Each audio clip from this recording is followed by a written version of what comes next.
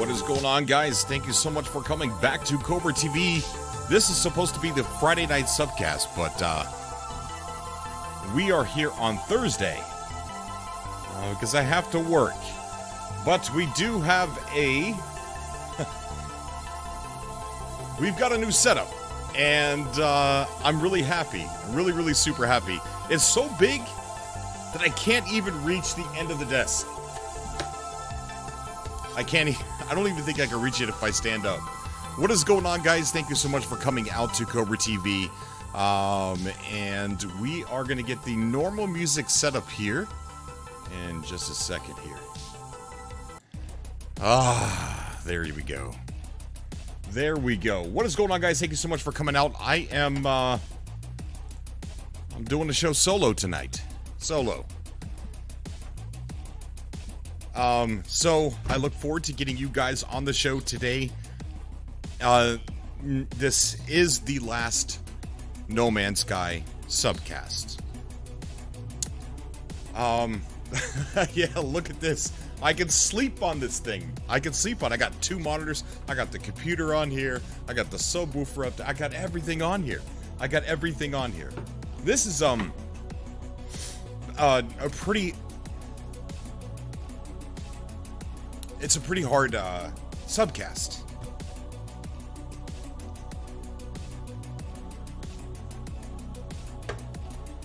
It's a pretty difficult subcast. But I don't want to derail that from you guys coming on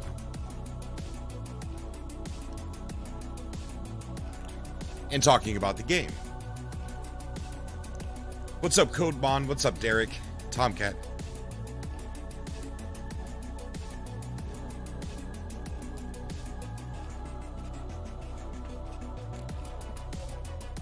It's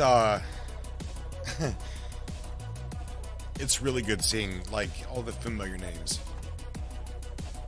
Let me get this music turned down a little bit.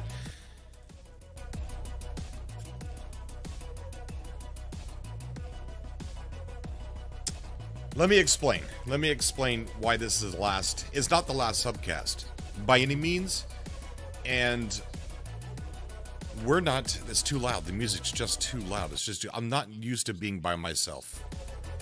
I miss Sword. So, thank you. It looks good, doesn't it? Looks great. I'm very happy. Very super happy. Thank you so much. You should call that desk Matthew McConaughey. Mahogany. I get it. So this is the last No Man's Sky centered subcast. It's the last No Man's Sky themed subcast. And the reason why, and you'll have to excuse me before I start taking callers, I'm going to explain everything, and you'll have to excuse me because I've rehearsed what I was going to say in my mind 18 quintillion different ways. And I've lost it. You know, I come on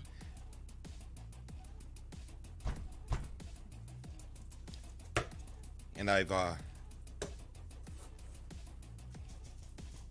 lost it.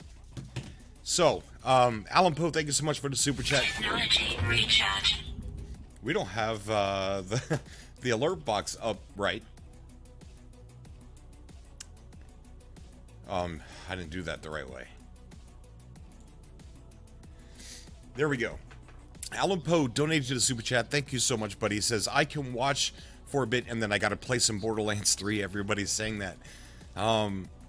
Remember, everyone, to support Cobra as much as you can. I will always be a fan. Thank you.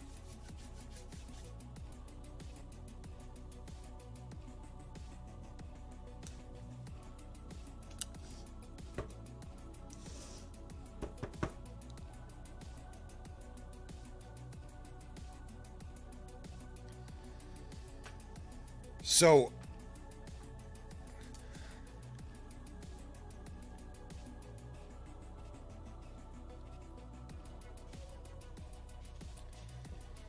sorry, just reading the chat there.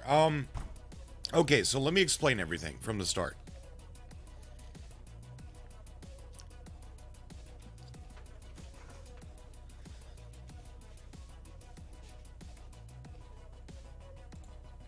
Hang on a second.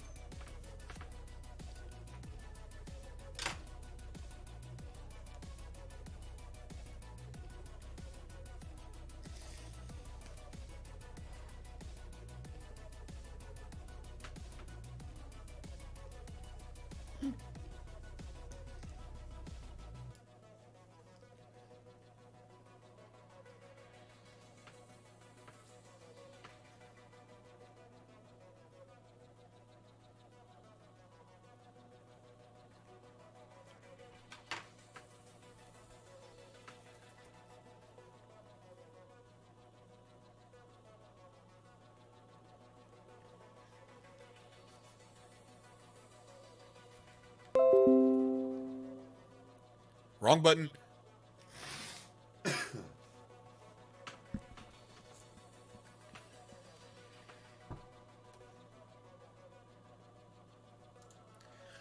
All right.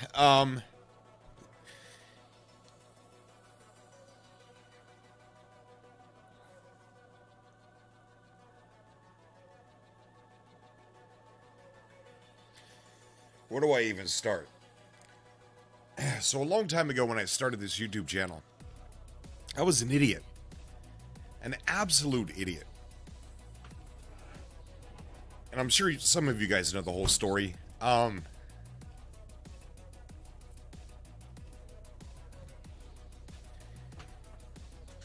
What the hell?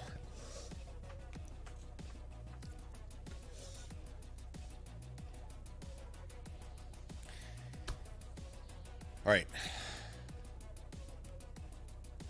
So, I'm sorry. There's a lot of bullcrap. That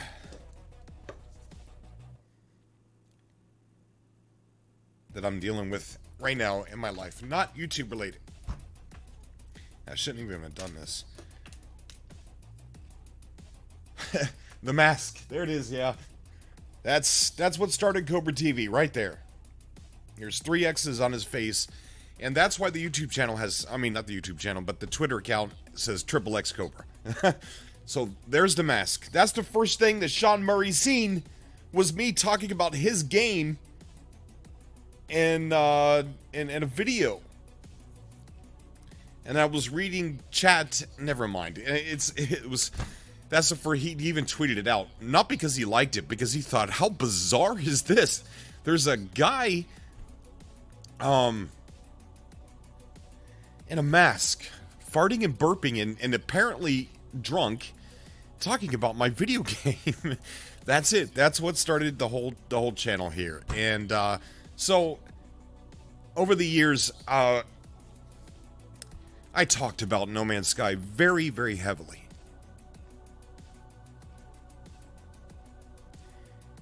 And it's my favorite game. I know it. Oh, there's an Ivy raid. Oh my god, thank you so much, Ivy Mike. Thank you, buddy. Thank you so much. Buckethead. That's a good reference, Dave Linger. Okay, alright. So let's get to this. Thank you, Brian.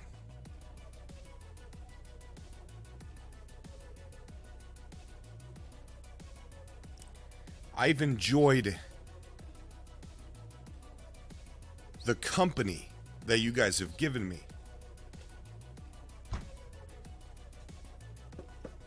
for a long time, right? And I've made a lot of friends. I know I don't know you guys personally in real life, but I don't have friends. I don't go out and party. My wife, she never has to worry about where I'm at, because if I'm not at work, I'm here. I don't go out and party with dudes or anything like that. And you guys have, Chris, I'm not quitting. I almost did. But instead, I got a fire under my butt right now. And we're going to be talking about that. I'm sorry, this is so unprofessional. And but okay, look.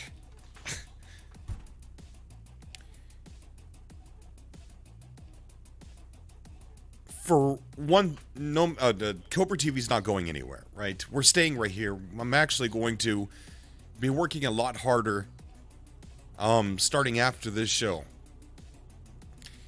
And look, I'm going to be bouncing around back and forth. I don't. This is my mind, and I'm ADD, so I'm very sorry. I'm very sorry. So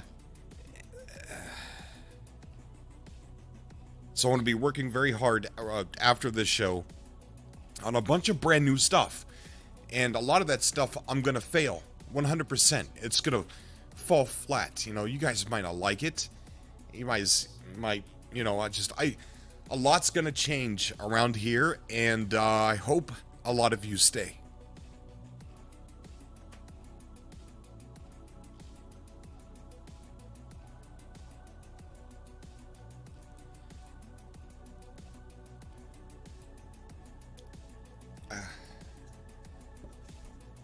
I hope a lot of you stay, and I don't know, just bear with me.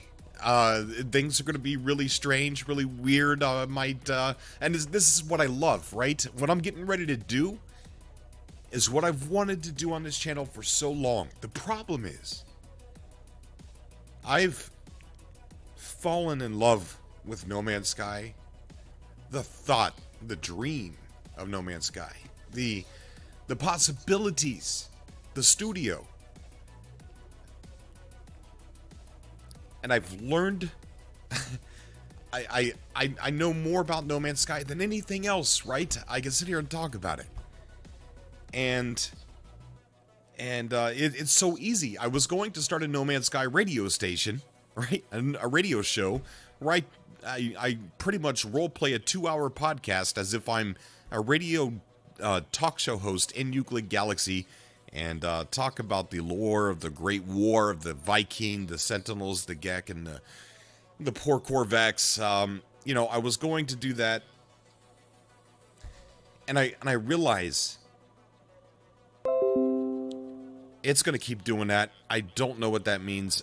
It's my printer's not connected to my printer's not connected. This is the worst show I've ever done.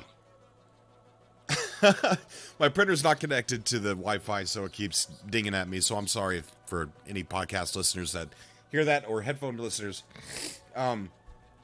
So I know it so well that when I think, okay, Cobra, it's time to branch out. It's time to, you know, talk about other things that Hidden Panda likes, or that Lord of the Rings likes, or that, you know what I mean, that Vilmar.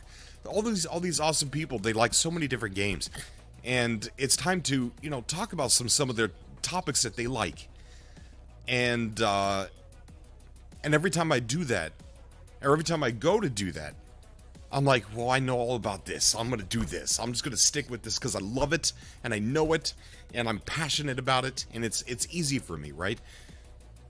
I'm not stepping out of my comfort zone and doing what I love. And what do I love? I love talking about very ambitious games in development. So, like it says right there, Cobra TV, the new banner of everything, my Facebook, Twitter, my YouTube channel, covering ambitious games in development, weekly videos, subcast every Friday. We are still going to be doing the subcast. And yes, we are still going to be talking about No Man's Sky in those subcasts. But it's not going to be the focus of this YouTube channel anymore. The focus of this YouTube channel is finding dreams like No Man's Sky. Whether that be, I don't know what I know there's a lot of controversy about Star Citizen, but it is a dream. Are they making more money keeping it in development than they are if they finish it? Probably. That doesn't mean it's not an amazing piece of work. That doesn't mean it's not ambitious. And I want to look for things like those ambitious titles that are waiting around the corner, just like No Man's Sky was. When Sean Murray walked out on that stage in the VGX, and he sat down, and none of us really knew who he was. And there's this guy in his flannel talking about this endless universe of space exploration. And that's what No Man's Sky was to me before launch, when it launched, and when it is right now. Or what it is right now. No Man's Sky is an ambitious exploration game. That's what I see No Man's Sky as. And I see a lot of...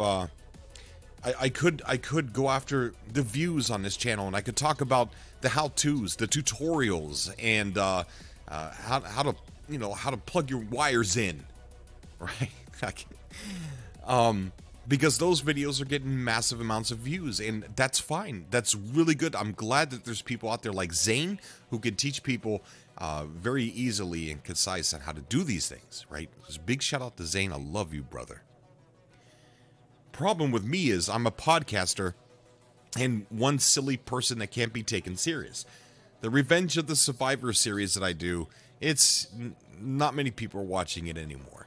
And maybe it's because it's not being uploaded on a regular basis, because they do take a lot of work to do. And what I've always hoped is that people who don't...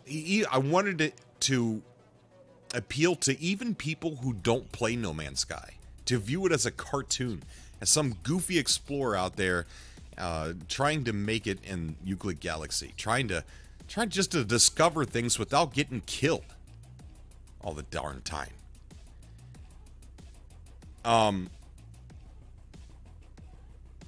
And that's the Revenge of the Survivor. I love doing it so much. I'm still going to be uploading that. What is changing is the coming online and talking about, you know, how you see it says No Man's Sky Podcast or No Man's Sky Subcast. It's not going to be titled that, and it's not going to be centered around just one game anymore. And that's why this is the last No Man's Sky Subcast. Now, here's what it is. We're still going to be taking callers. So there will be you guys calling in, and if you guys turn it into a No Man's Sky Subcast, then that's what you guys turn it into, right? I mean, the Subcast is yours. It's your show. It's your voice that makes it whatever it is. But No Man's Sky is my favorite game. My favorite game. And I want to bring this up. This is a card that was given to me by Andrew Jackson very, very long time ago. And this card was custom made by Andrew Jackson. And it says No Man's Sky on the front. And this was given to me before the game had come out. Before the game was released. And on the inside, it says, you crash land on the planet. See, it says it right there. You crash land on the planet of your dreams or nightmares. Thanks for all you do, Ron. Your friend Andrew. Now, you can't see it, but this was... It's very hard to see on the camera here. This was a very cryptic looking planet back before the game was released. And it was one of my favorite planets. And I told the people back then that my dream planet was to find one that was complete and utter horror. Scary. Like a all of a sudden the game became like a horror game because it was dark, it was creepy, everything was out to kill you. There's creepy sounds coming from the sky, coming from below. You know, it was, to me, thinking that way, No Man's Sky was an exploration game. And today it's still an exploration game. And now there's also portions of the game, and what's beautiful about No Man's Sky is you don't have to do what the game offers. You could do whatever you want to do. I meet people who say, I'm a farmer. I meet people who, they say, I'm a builder. I'm an explorer. I catalog the life on every planet. Steve Evans, he's an artist, and he goes to the planets and he does these really cool, I don't know, graphic info cards. It's really cool. It's really neat. And with me, Maybe I'm a dumb guy. I don't know. I haven't even messed around with the wires yet. But that's something that I'm not really into at this point in time, and it's really hard. I mean, if to be a content creator and cover every aspect of the game when that's not my play style. I want to explore. That's what I want to do. I want to explore. I think a lot of us do. But that card right there just reminds me every time I look at it what the core of the game means to me. And I know that's different for a lot of other people. A lot of people, they look at the game in different ways. The next thing here that I'm always reminded is this is a card. Wrong button. It's a picture of Mars. It's a hologram or whatever you call that. This was given to me by Hello Games. And it says on the back saying, "Hey Cobra, a few things for you to enjoy. Thanks for the support over the last few years. Hope you enjoy the game. All the best for the future. See you at 1,000,000 subs. Harry and Hello Games." This was given to me by Harry Denholm. He's no longer at Hello Games now. He's moved on. And but this is from him and the rest of the crew there. And then, you know, it's we never made it to 1,000,000 subs. We never made it there, Denholm. I'm sorry. We are gonna try and reach out and branch out and start covering. Thank you so much, Alan Poe. Did all my donations pay for that desk? LOL. Yeah, yes. Thank you so much, Alan Poe. Yes, I used every cent that I made on YouTube to get this desk. Thank you, buddy. Where was I going? I lost my train of thought. Where was I going?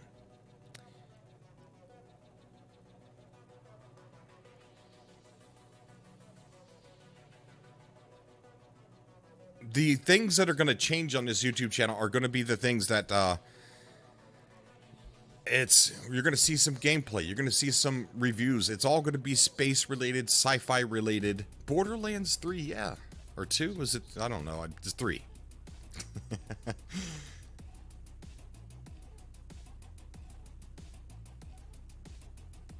Because it's Dave, he's asking, why do I need to declare? It's going to be a shock.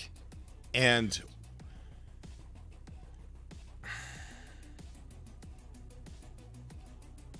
it's going to be a shock because there's going to be more videos being uploaded. Imagine, you know, I've interviewed developers before, right? In between updates and talked about various other games. And then the rest of that was piled with a mountaintop of No Man's Sky content. Now it's going to be reversed. We're still going to talk about No Man's Sky, but it's going to be in the midst of a bunch of other content. I don't want people to think that I'm walking away from that. Outer Worlds, Dave Langer, yes, that's right. I don't want to be typecast with No Man's Sky anymore. I don't want people to think, hey, Cobra TV, No Man's Sky. I don't. I want a channel that is very similar to Yang Yi. Is that how you pronounce his name? Yang Yi? I want a channel very similar to that. But at the end of the week, all those videos that, like, imagine Yang Yi uploading all those videos all week long, and then at the end of the week on Friday, he does a live show and he takes callers, and they talk about all that stuff that they uploaded. That's what I want. And I don't want it to be a shock to some of you, and I want to maybe ask you guys to stick around while I experiment for a little bit. I know some of you won't. I know the channel is going to, it's gonna fail. I know it is. For a while. But I believe that we can pick that up. I believe we can. And, but it's gonna go through a big dip, and I'm okay with that. I am. It's gonna hurt, but I'm okay to do that.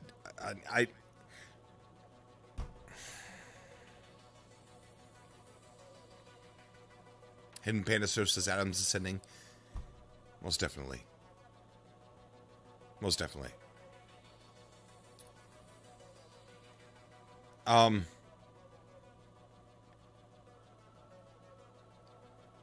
don't feel like I could give you guys what you need anymore for No Man's Sky. Put it that way. All right? I don't want to mess around with the wire. I don't want to learn the wires. There's now a portion of the game that I don't want to play around with, and to me that's fine, right? I'm sure a lot of you have portions of the game you just don't want to do.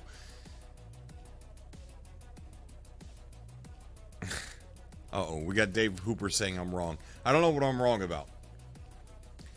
And I don't feel like I can give you the content that you deserve. The content, like, I don't want to be typecast anymore with No Man's Sky.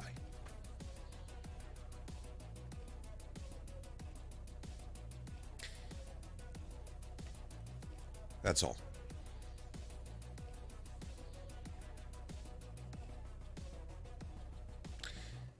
So we're going to have you guys come on and talk about No Man's Sky, talk about a few things, and we will celebrate this last day of No Man's Sky subcasting, and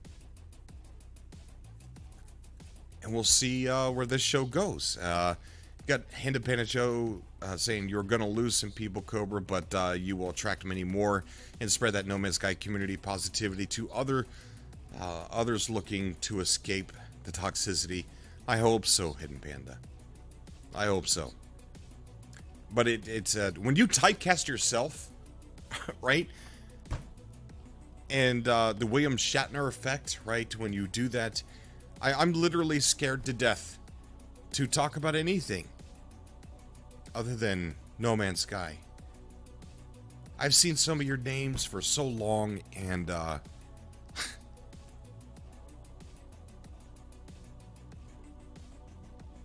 don't know. It's gonna be difficult with the weeks coming.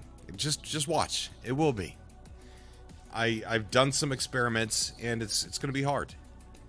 But whatever. It's whatever. We're just gonna do this, man. We're gonna do this. I should have come on tonight, actually, to tell you the truth. Maybe I should have done a recorded video. I don't know. Let's see if we got anybody waiting to get on the show.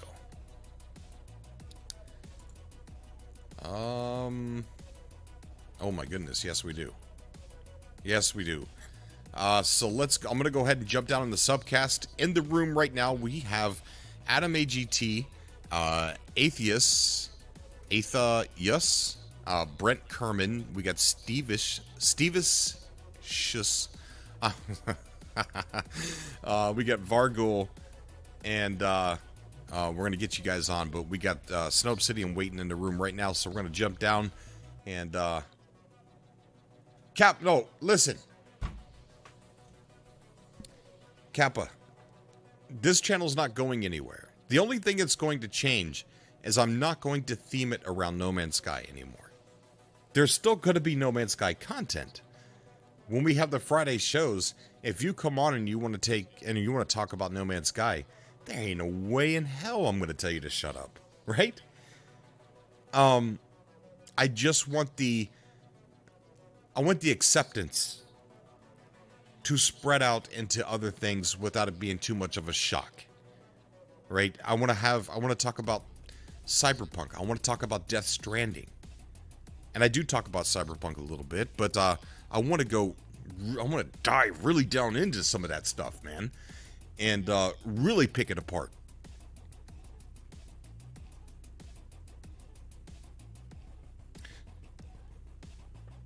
So the only thing that's really going to change...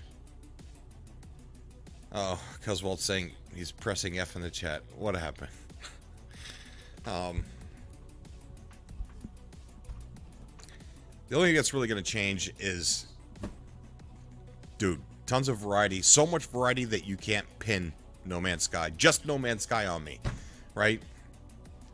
So much variety. And I just want to... There's other words in my head, and I just can't get it out. So anyways, let's take some calls because you guys are what's important. I'm going to jump down in the Subcast room right now. We got Snow Obsidian waiting into the Subcast. Snow Obsidian, what is going on, buddy? Hey, Cobra. What's going on, man? I hear an echo. I don't. To those of you who are watching the stream, can you guys hear my voice echoing?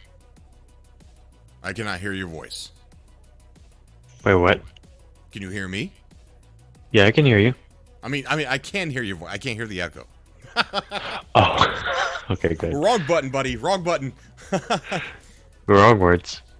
Yeah, definitely wrong words. What's going on, Snow Obsidian? What's going on? What? You gonna tattoo some? You're gonna tattoo? That was the plan, yeah. But it's gonna have to wait. Why is it gonna have to wait? Getting cold feet? No. I thought you read this. I didn't. Maybe I don't know. Other people use the computer. I'm sorry. Sometimes It's okay, man. It's okay. So my parents, they do not support the idea, but they're not going to stop me from doing it. Okay. But the other problem is I don't have any moolah. I have no monies. All right. So let me turn your voice down. They're saying you're a little bit too loud. All right. I turned down Snow Obsidian's voice. Well, it's good to have you on the show, man, tonight, and Yeah. gonna have a No Man's Sky spectacular stream. Well, I definitely hope so. So And just kick things off. This is not the announcement. I actually have something different in mind. okay. Okay, so I have told Hidden Panda this idea, and Lily Hop, and a few others. Peaceful gamer. Sorry, Hidden Panda. I did make a promise to you, but I cannot keep it because it is too big to keep in mind for myself. Because this is going to need a lot of people and a lot of help. A No Man's Sky board game, a casino scene. Okay, let me start over. Think of envision this. You're in a system. There's a casino on one planet and multiple games on the various other planets. Some of them include races, some of them include board games, some of them even have PvP arenas. And the board games can have all of the above and more.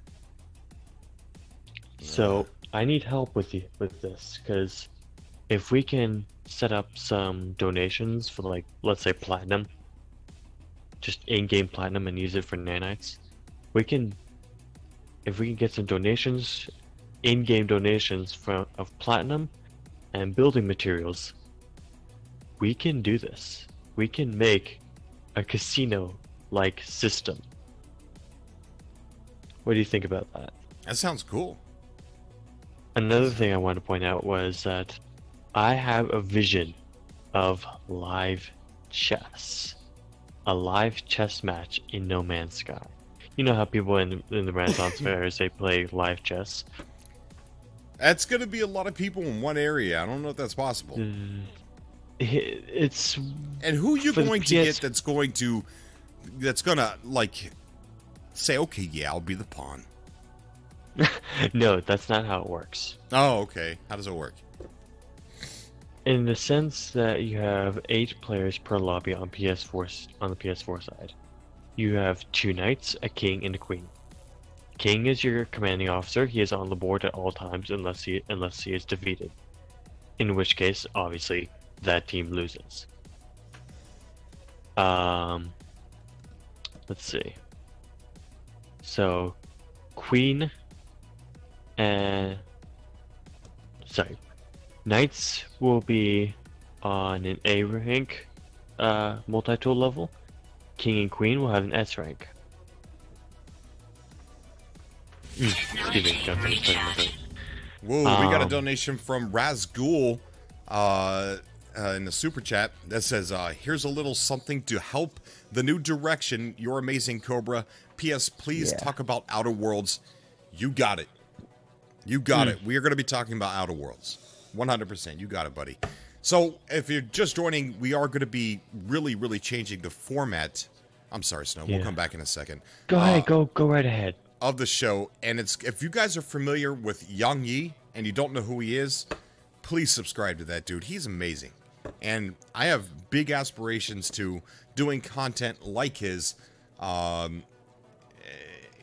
You know, not stealing his content, but talking about the topics that that it's going to be sort of like that.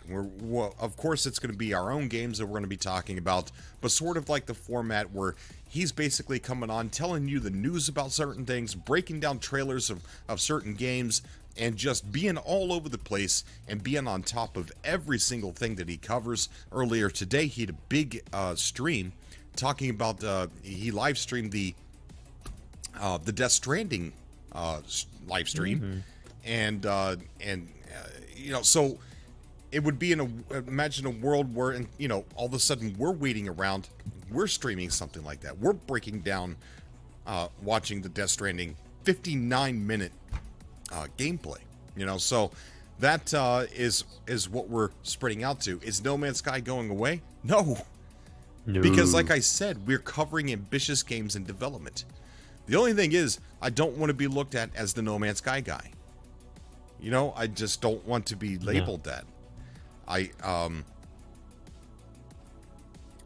want to have the freedom to do what Yang Yi is doing, and I think that's what I love, that's what I want to do, and I can't do that if I constantly have No Man's Sky themed only subcast and come out with video after video after video just sticking with No Man's Sky. So I don't want there to be sticker shock or like whiplash, like what the heck is Cobra doing over there? Why is he uploading this and that and this and that?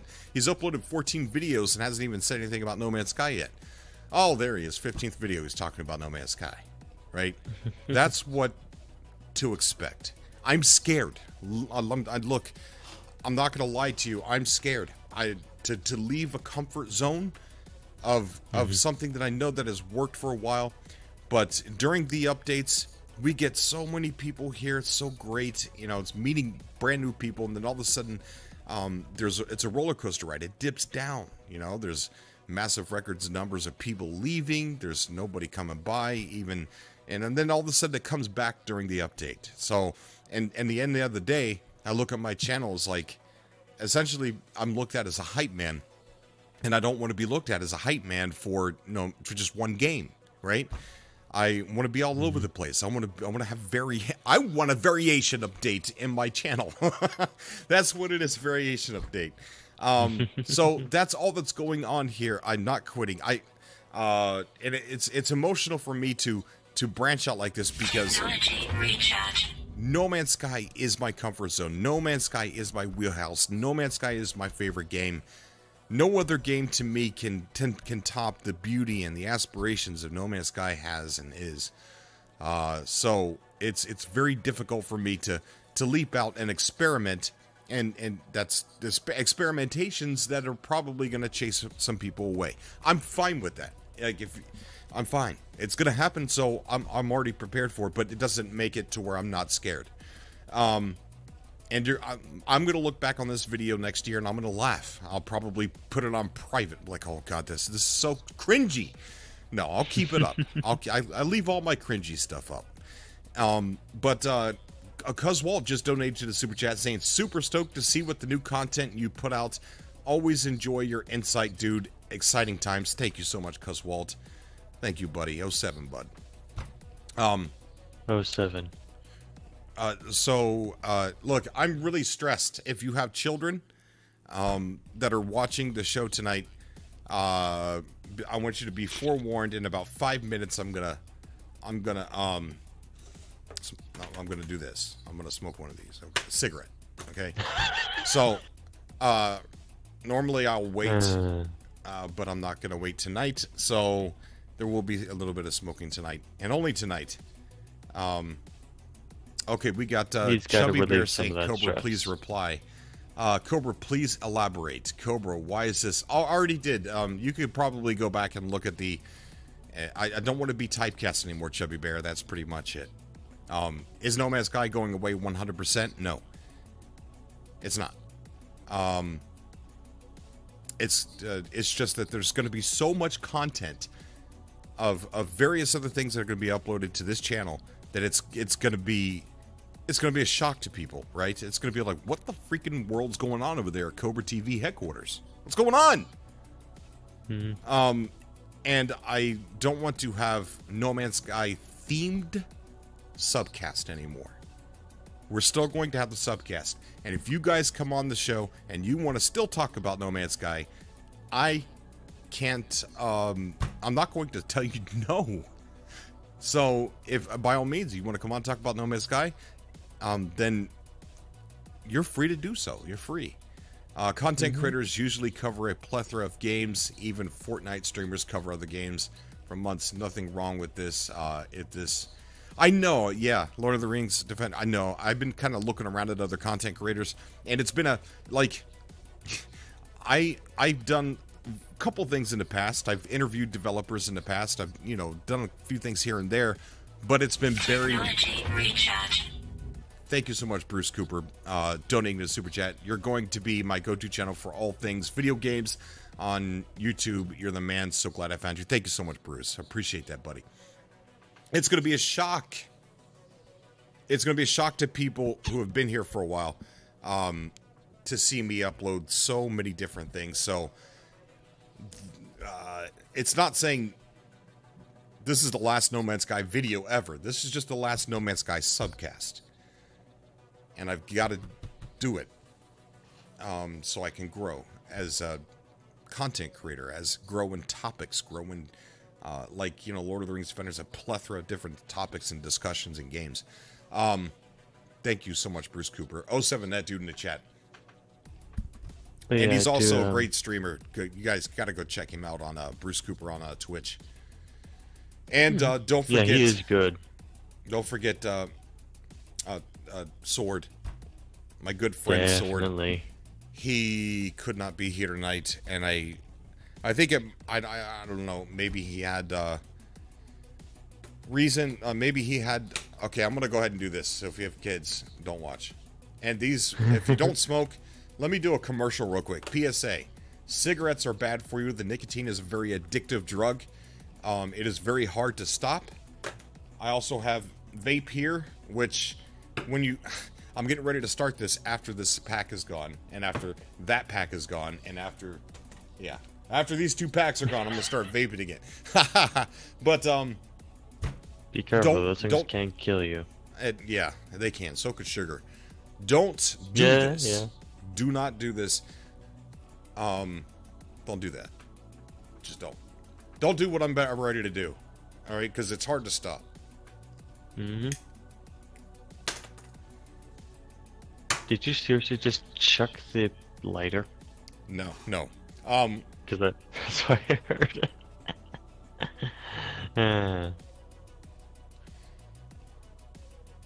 Okay, so that's what's going on. That's what's going on. I'm not turning my back on No Man's Sky. I just want to get that straight right now. I'm not turning my back on No Man's Sky. I'm just not going to go as deep as I have before. To where it's obsessive, right? I don't want it to be obsessive. I want pretty much your permission and support. Most importantly, your support.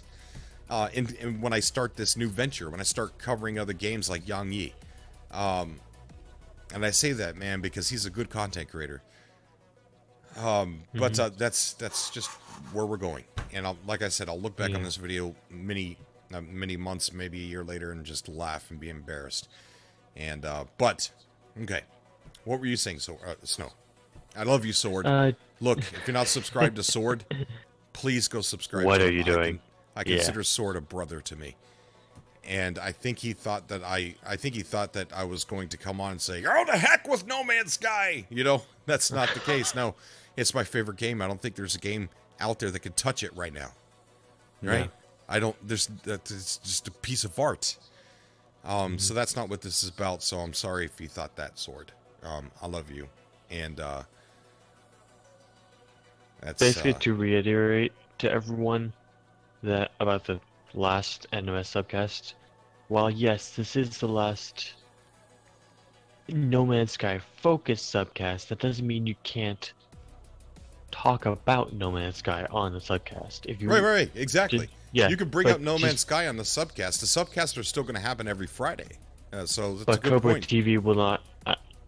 So I don't mean to put words in your mouth, but I'm guessing Cobra TV will not intentionally put No Man's Sky on subcasts. Right, it's not going to be called No Man's Sky Subcast. It'll be Friday Subcast, where we talk about all the crazy stuff that I've uploaded that week. If say I uploaded an Outer Worlds video, maybe 2, maybe 3 of them. Maybe I uploaded a bunch of Cyberpunk videos that week. Maybe I talked about Death Stranding. Maybe I talked about Kerbal Space Program 2 and other things like that.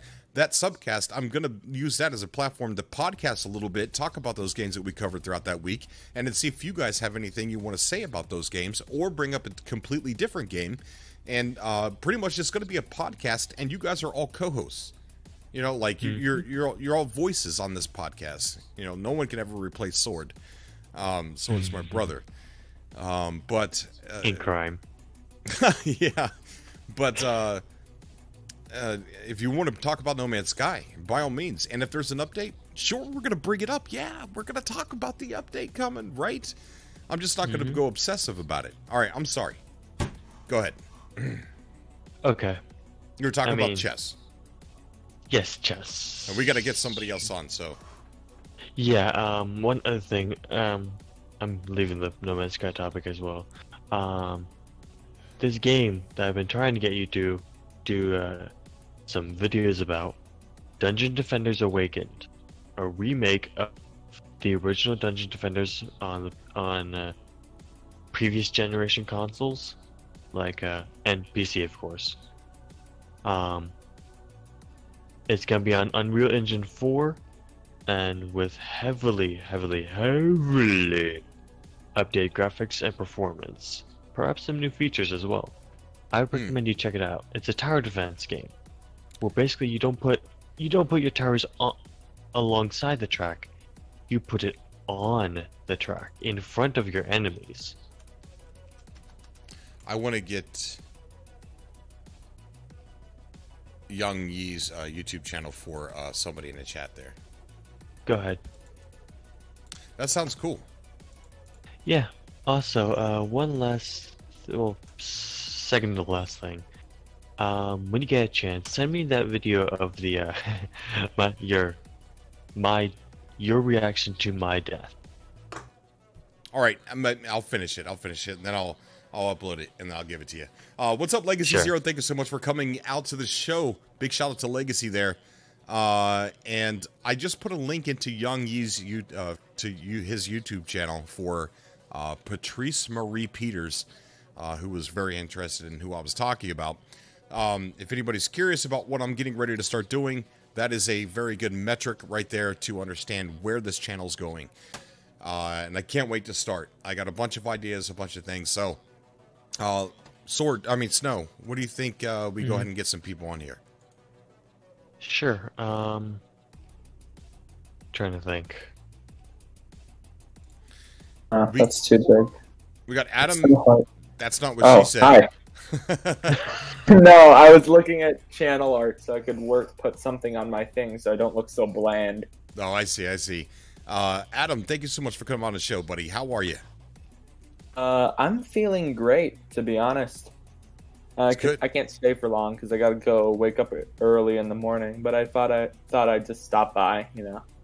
Awesome, man. It's always a pleasure having you on the show, buddy. Thank you.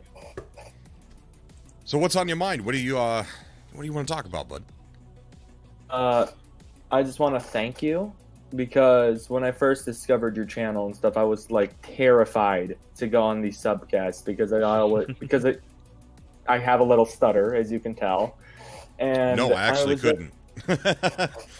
Oh, you couldn't? No? Okay. No. That means I'm getting better.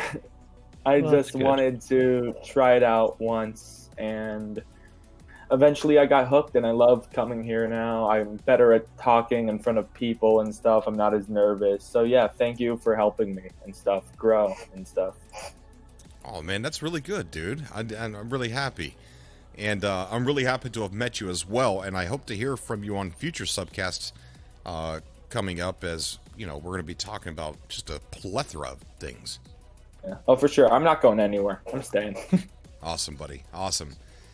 Yeah, man, thank you so much for the kind words. And like I said, you know, doing this subcast, the No Man's Sky journey, it's been amazing finding all the people, meeting all the people that have come out here. And I look at the chat, and it makes me sad to, because I've been messaged by people, I can prove it, that there's people out there that will say, when I upload something, there's people that will message saying, I don't like Cyberpunk. If you continue to keep uploading stuff that's not related to No Man's Sky, I'm gone. You know, and they say that to me. And then I've got people that message me saying, Cobra, look, man, I'm giving you the last few chances here.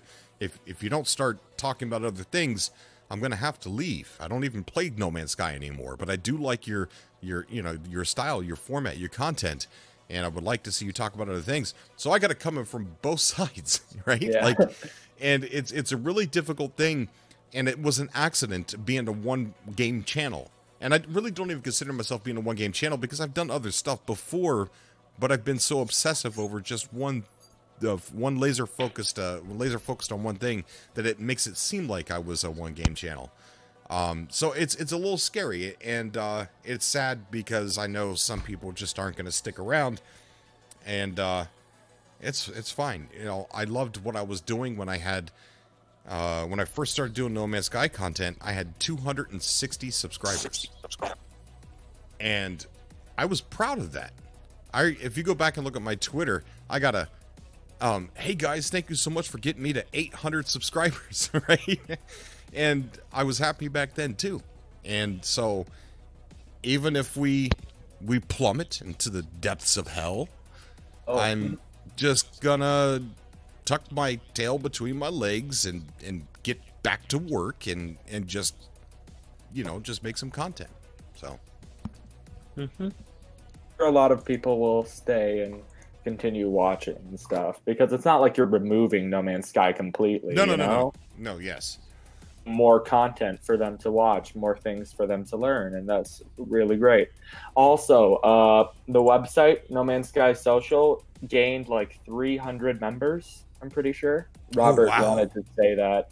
Wow, that is so cool. We're gonna get him on. I believe he's in the he was in there. He is in there. So yeah, we're gonna get him on. At the Huh? No, I was just trying to pronounce his name, but I failed. Yeah, I can't. I failed too. I failed too. We got a donation through through the Streamlabs. Ryan Evans, thank you so much. Excited to see the new content, Cobra, and it went away, and don't know if I know how to get back to it. Excited to see the new content, Cobra. There are lots of great games to cover, and I'll be tuning in. Thank you so much, Ryan Evans. 07 to you, buddy. Thank you so much, man. All right, you know what? Let's get Rob on. I believe that's him in there, so let's get him on. Rob, you there, buddy? Yeah, I'm here.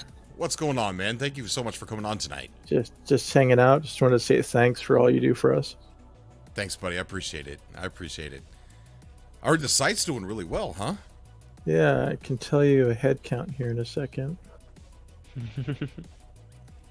Let's give you a head count. But yeah, it's gone pretty good, even though we kind of crashed it a couple times. We're at 462 members now. Wow, that is awesome. 462, not bad. That is awesome. Sorry, not bad. That's amazing. Hey, Snow, if you could do me a favor, could you post a link in the chat there for people? For the NMS social? Yeah. I'm not actually on that. I could grab one right now and just throw it in chat.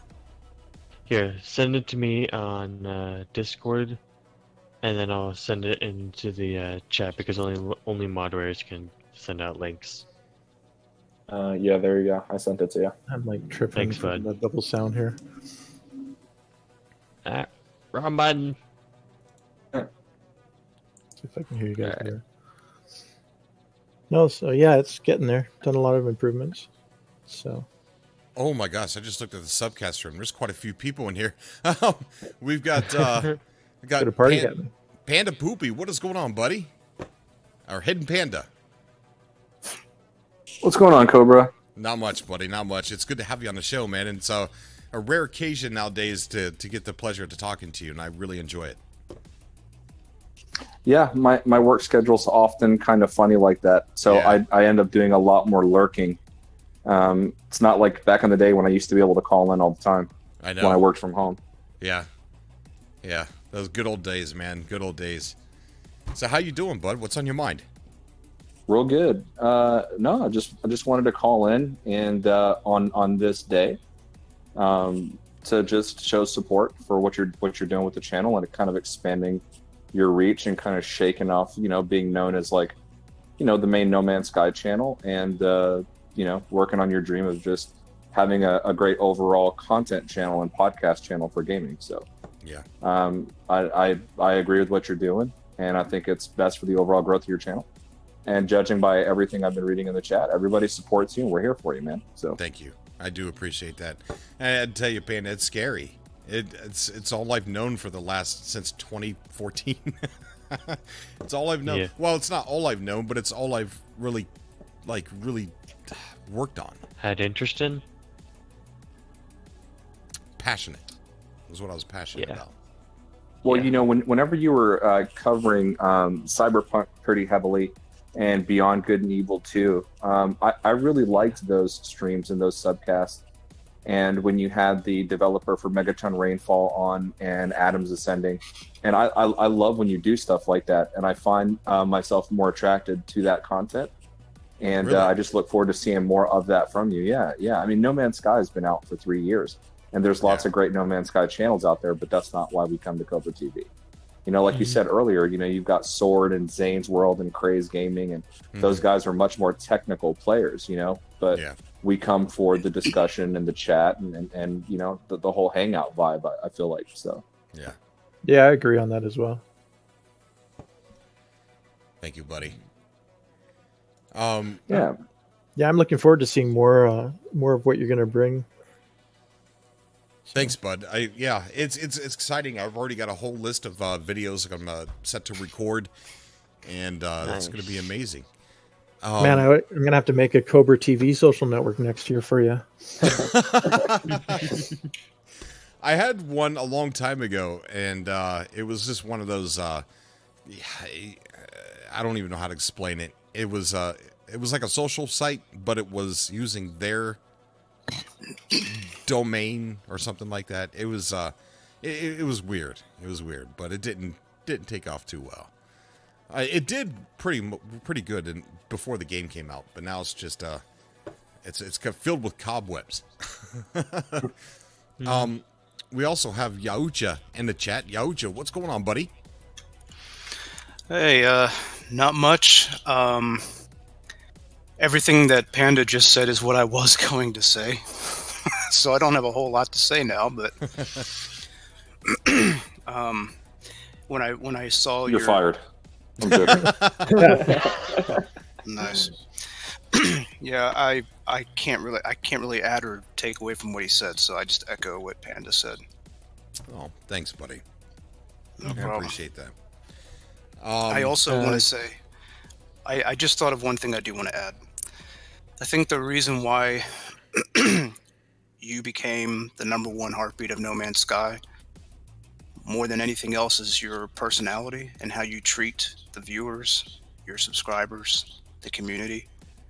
And I think that because that is the reason, I think that's going to carry you to success in whatever you decide to do with your channel. So the fact that you're expanding out to multiple games, I think it's going to be a great thing, and you might get to see many other people from many other gaming communities take a look at your channel and get a glimpse of that personality and the genuine love you have for everybody, that positivity that emanates from you. So I think that's going to be a great thing, and I think it's this is gonna be the start of a new positive era for us, your show, your channel, and the communities. I really hope so. You know, the last Cyberpunk video that I uploaded, it got quite a few comments on it, right? And people that were commenting, I've gotten to know the Cobra TV audience, like everybody here that's always in the chat, that they always comment. I'm seeing these people that I've never seen their names before commenting on the Cyberpunk video. And do you know how odd that felt? It's like, where's all my friends? Who are these people? And it just, it was a weird feeling, and I can't quite explain it. Yeah. I hear you. I think a lot of us are just grateful to you for giving us a chance to, you know, give us voices as well. You know, it's really appreciated, you know, across the board. So here's an interesting question for you, Cobra. Yeah, buddy. Considering the fact that you are not 100% leaving No Man's Sky, but you're technically, well, regardless, who do you want to appoint to the community as a whole, the main No Man's Sky community, for No Man's Sky gameplay, events, I'm updates, not doing that. and all I'm that not fun doing jazz? that. No, there's no way I'm going to do that.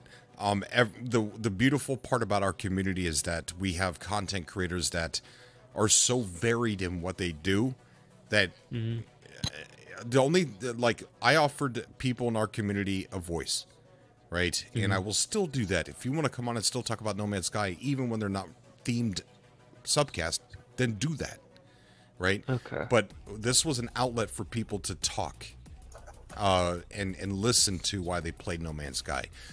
This was an outlet to see some comedic value to a Let's Play. You know, I tried to make my Let's Plays different than everybody else's out there, and try to make them comedic, a story with soundtrack that you don't hear in the game, but just that adds volume to the experience, to what I'm going through as a blundering idiot through Euclid. And those are still going to keep going, because I've always hoped that someone would just treat them like cartoons. You know, like someone who doesn't play No Man's Sky, like, oh, this is pretty interesting. You know, I don't want to play it, but this is funny. I want to sit down and watch this. So I'm still going to be doing the Revenge of the Survivor and gameplay from other video games. I'm actually getting ready to record a video for Star Citizen to let people know exactly what you could do in the game now. A lot of people still think that it's just a tech demo, but they've added in mining.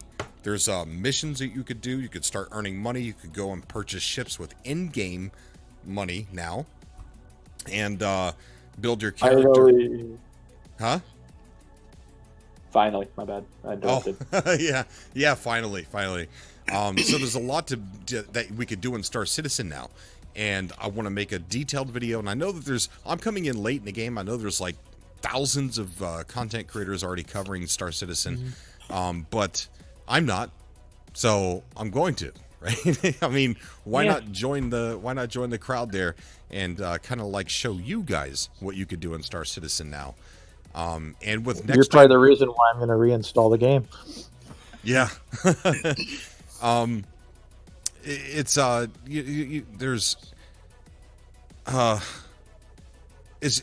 come a long way. I know there's controversy over it. But I'm not really going to focus on the controversy unless it's smacking me in the face. And right now, from what I've been seeing inside the game, it's not smacking me in the face. So I'm just going to have fun, show what we can do in the game, and try and educate people on that. So, So you said you were going to be covering Outer Worlds? Wait, what? What? You said you were going to be covering Outer Worlds, right? Yes, sir. Yes. All right, so you're going to be the deciding factor if I get the game or not. So, no pressure. All right. No pressure. Wait, watch, buy. Yep. What's Outer Worlds? What was you going to say, Panda? Oh no, I was just going to say, like, you covered the game, like No Man's Sky, before it came out and after it launched. So you're no stranger to controversy. Like, whatever controversy is happening with like Star Citizen, Yes. you're coming in a pro already. Like you're going to smoke those guys. Yeah. We've had training. The best training. Did I hear Grammy's voice? You did. Oh, did hear Grammy. me. What's going on, Grammy? How are you? Oh, I've been okay. I'm working on a project again that is time sensitive, so I'm trying to get it done by next week. But I'm buying Outer Worlds. I've been waiting for Outer Worlds to come up, so I kind of missed when they said it was ready to put down at GameStop. So I'm very excited about that game myself. So when you said you were going to talk about it, I was like, oh, I got to tell him that I'm going to buy it and play it. Oh, yeah. Yeah, I can't wait either. And then my son's really excited for Borderlands, which comes out tomorrow. I know everybody's excited for Borderlands. I mean, look, I did this, I put a couple feelers out on Twitter. Let me see if I can get that on the screen. And what the feeler was for was to see what people were interested in. Our citizen is the dark side. Star, who said that? Mark Grant. So I put out this tweet asking people what games they were playing, and there was 113 comments on Twitter. I never get that many comments on a post. There was 113 comments, 113 responses from people saying what they were playing other than No Man's Sky. A lot of those were people saying, well, I'm waiting for Borderlands. So a lot of people were really excited about that game. I am a little bit excited about that game as myself. Well, if you played the other ones, you'd be excited for it. Yeah, I have. See. And in our house, we've all played I've only played 2, though. So, yeah, if you're excited about it, that's the thing. For me, I'm a little frustrated with No Man's Sky, so I'm really excited about playing some other games. Yeah, we talked about that today, huh, Grammy? Yeah, we talked about it. But it's not just No Man's Sky. I mean, there's a lot of games that have had updates recently that have made the games a little harder for me. So I struggle with games anyway. I'm probably on the lower end of gameplay. The only thing that is, I just keep barreling through it the best I can.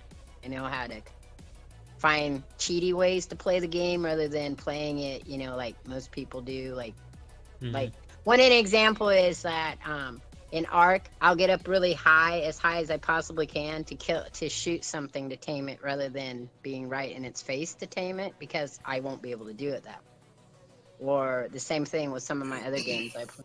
If you ever watch like my Assassin's Creeds or my other stuff, I'm doing everything totally opposite to everybody else is doing, because that's the only way I can barrel through the game. Otherwise, you know, like Dark Souls, I still have never gotten past the very first level in Dark Souls. I'm going to restart it because it's been a while since I played it, but I've never been able to get past that first demon. I've watched walkthroughs like you wouldn't believe, and the best bet I have is to push the thing over the edge. So I have to figure out a way to get the demon close enough to the edge that you can push it over. That's one of the glitch cheats that people have for Dark Souls. So if I can do that, then I'll move on. Otherwise, I'll still be playing it in, you know, that first part. Yeah, that's one game I never played is Dark Souls. Oh, it'll drive you nuts. And the new one, Remnant of Ashes, a lot of people I've watched who played that say it's a lot like Dark Souls. So if you don't like Dark Souls, you're probably not going to like Remnant of Ashes, which just came out. Well, it's not that I don't like it. I just you know how sometimes you see a game and you just never pick it up. Not because you didn't like it. Just... Right, I wasn't talking about you. I just know there are a lot of people out there. They're like, "Oh, I want to play Remnant of Ashes," but then you say, "Oh, have you played Dark Souls?" No. Well, you might want to watch some gameplay of that game because it's on the hard side. Like the easy is on the hard side. I will always play easy any game I play first to see it do a run through for it. And if I can't get through it in easy, I know that it's going to be a game that I'll be playing for on my channel for 2 years, because I just will have a hard time barreling through it, you know. And No Man's Sky kind of has done that to me right now. I'll get back to it and I'll figure it out, but everybody's playing No Man's Sky right now. You can just go find anybody you like to watch it, and there's somebody playing No Man's Sky, and they're all playing different ways. So I don't, you know, I'm not really worried about whether I don't get back to it till Christmas time or not, because exactly. it's gonna be then I can play it. So we are gonna get Vargul on the call. Vargul, what is going on, buddy? It's good to see you on the show. I like Vargul. Hey, Cobra, what's going on, man? Not much, bud. Not much. Just chilling out with some awesome people tonight. Just having a good evening. Well, right on. Yeah. I have. It's been hit and miss. With real life stuff going on. It seems like when you're broadcasting, I'm either, out with the wife having dinner, or I'm at work and haven't gotten off yet. So it's been difficult. But I enjoy coming and being a part of your show. I'm so glad to hear that you're not stopping the subcast, because I really enjoy talking to everybody. I enjoy talking to you and getting on here and just having conversation about games that we love. And I don't know, it's a little refreshing. I was a little worried when you posted, but it's a little refreshing to know that you're going to be broadening your horizons. I think that there are a ton of really cool games out there that you have the potential of covering. I watched a couple of your episodes when you were playing Ark, man. Yeah, those videos did really well back then for some reason. Like, one of them's almost got 100,000 views on it. Like, what in the world? Why did so many people view that video?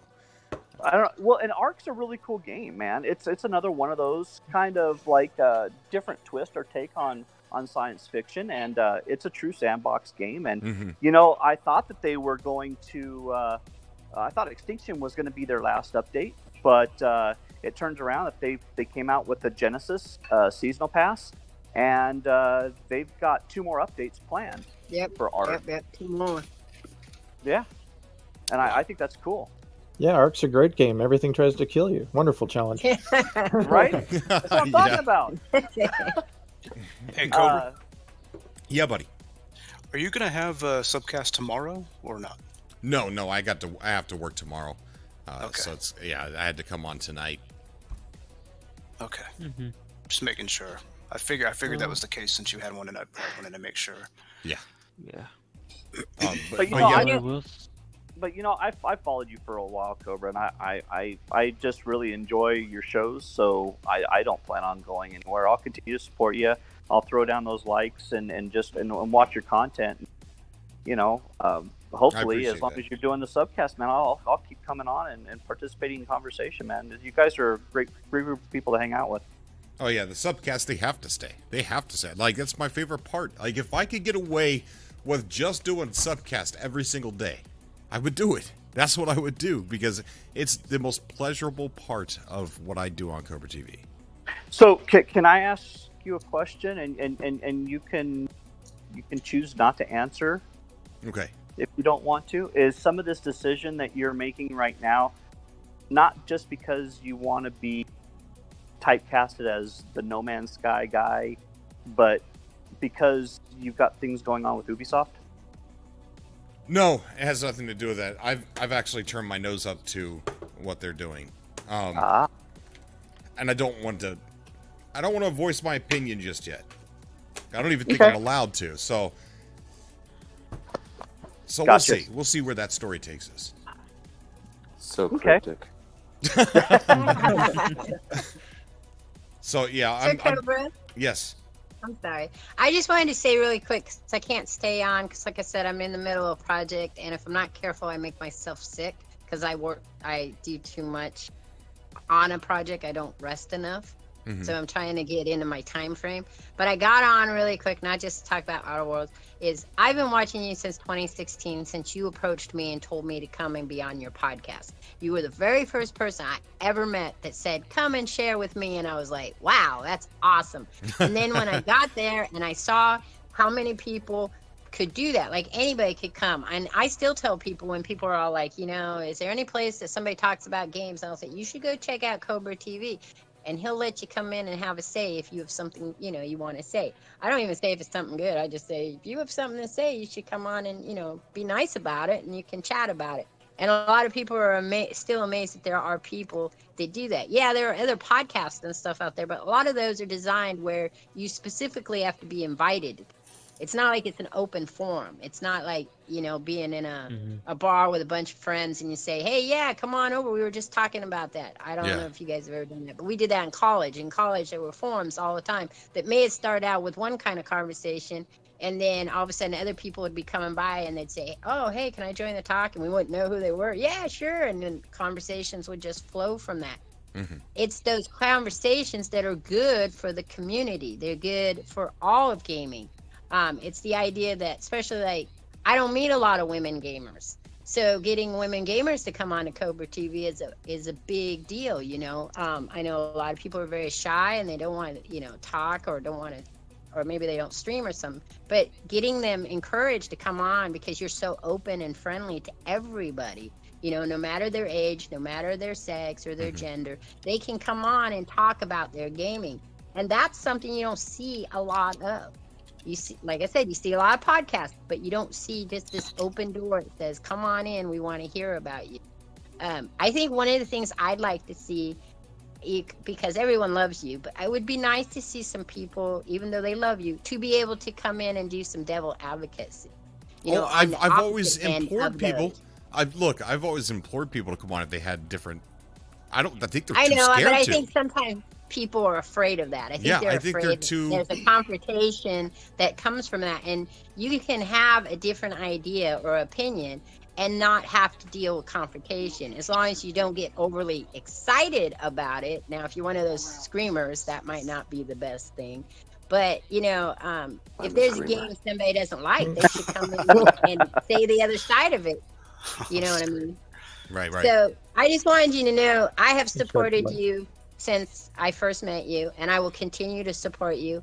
I like whatever you decide to do because it's about you. And I struggle with that on my channel, is doing the things I like. I'm not very popular because of that, because I play the games I enjoy, and I'm not very good at it. So I struggle with that all the time where people make suggestions. Well, you should play this. And then I just say, nah, it's all right. I'm going to keep playing this. Well, I'm not going to watch you anymore. Okay. You know, I don't even ask people to sub or anything.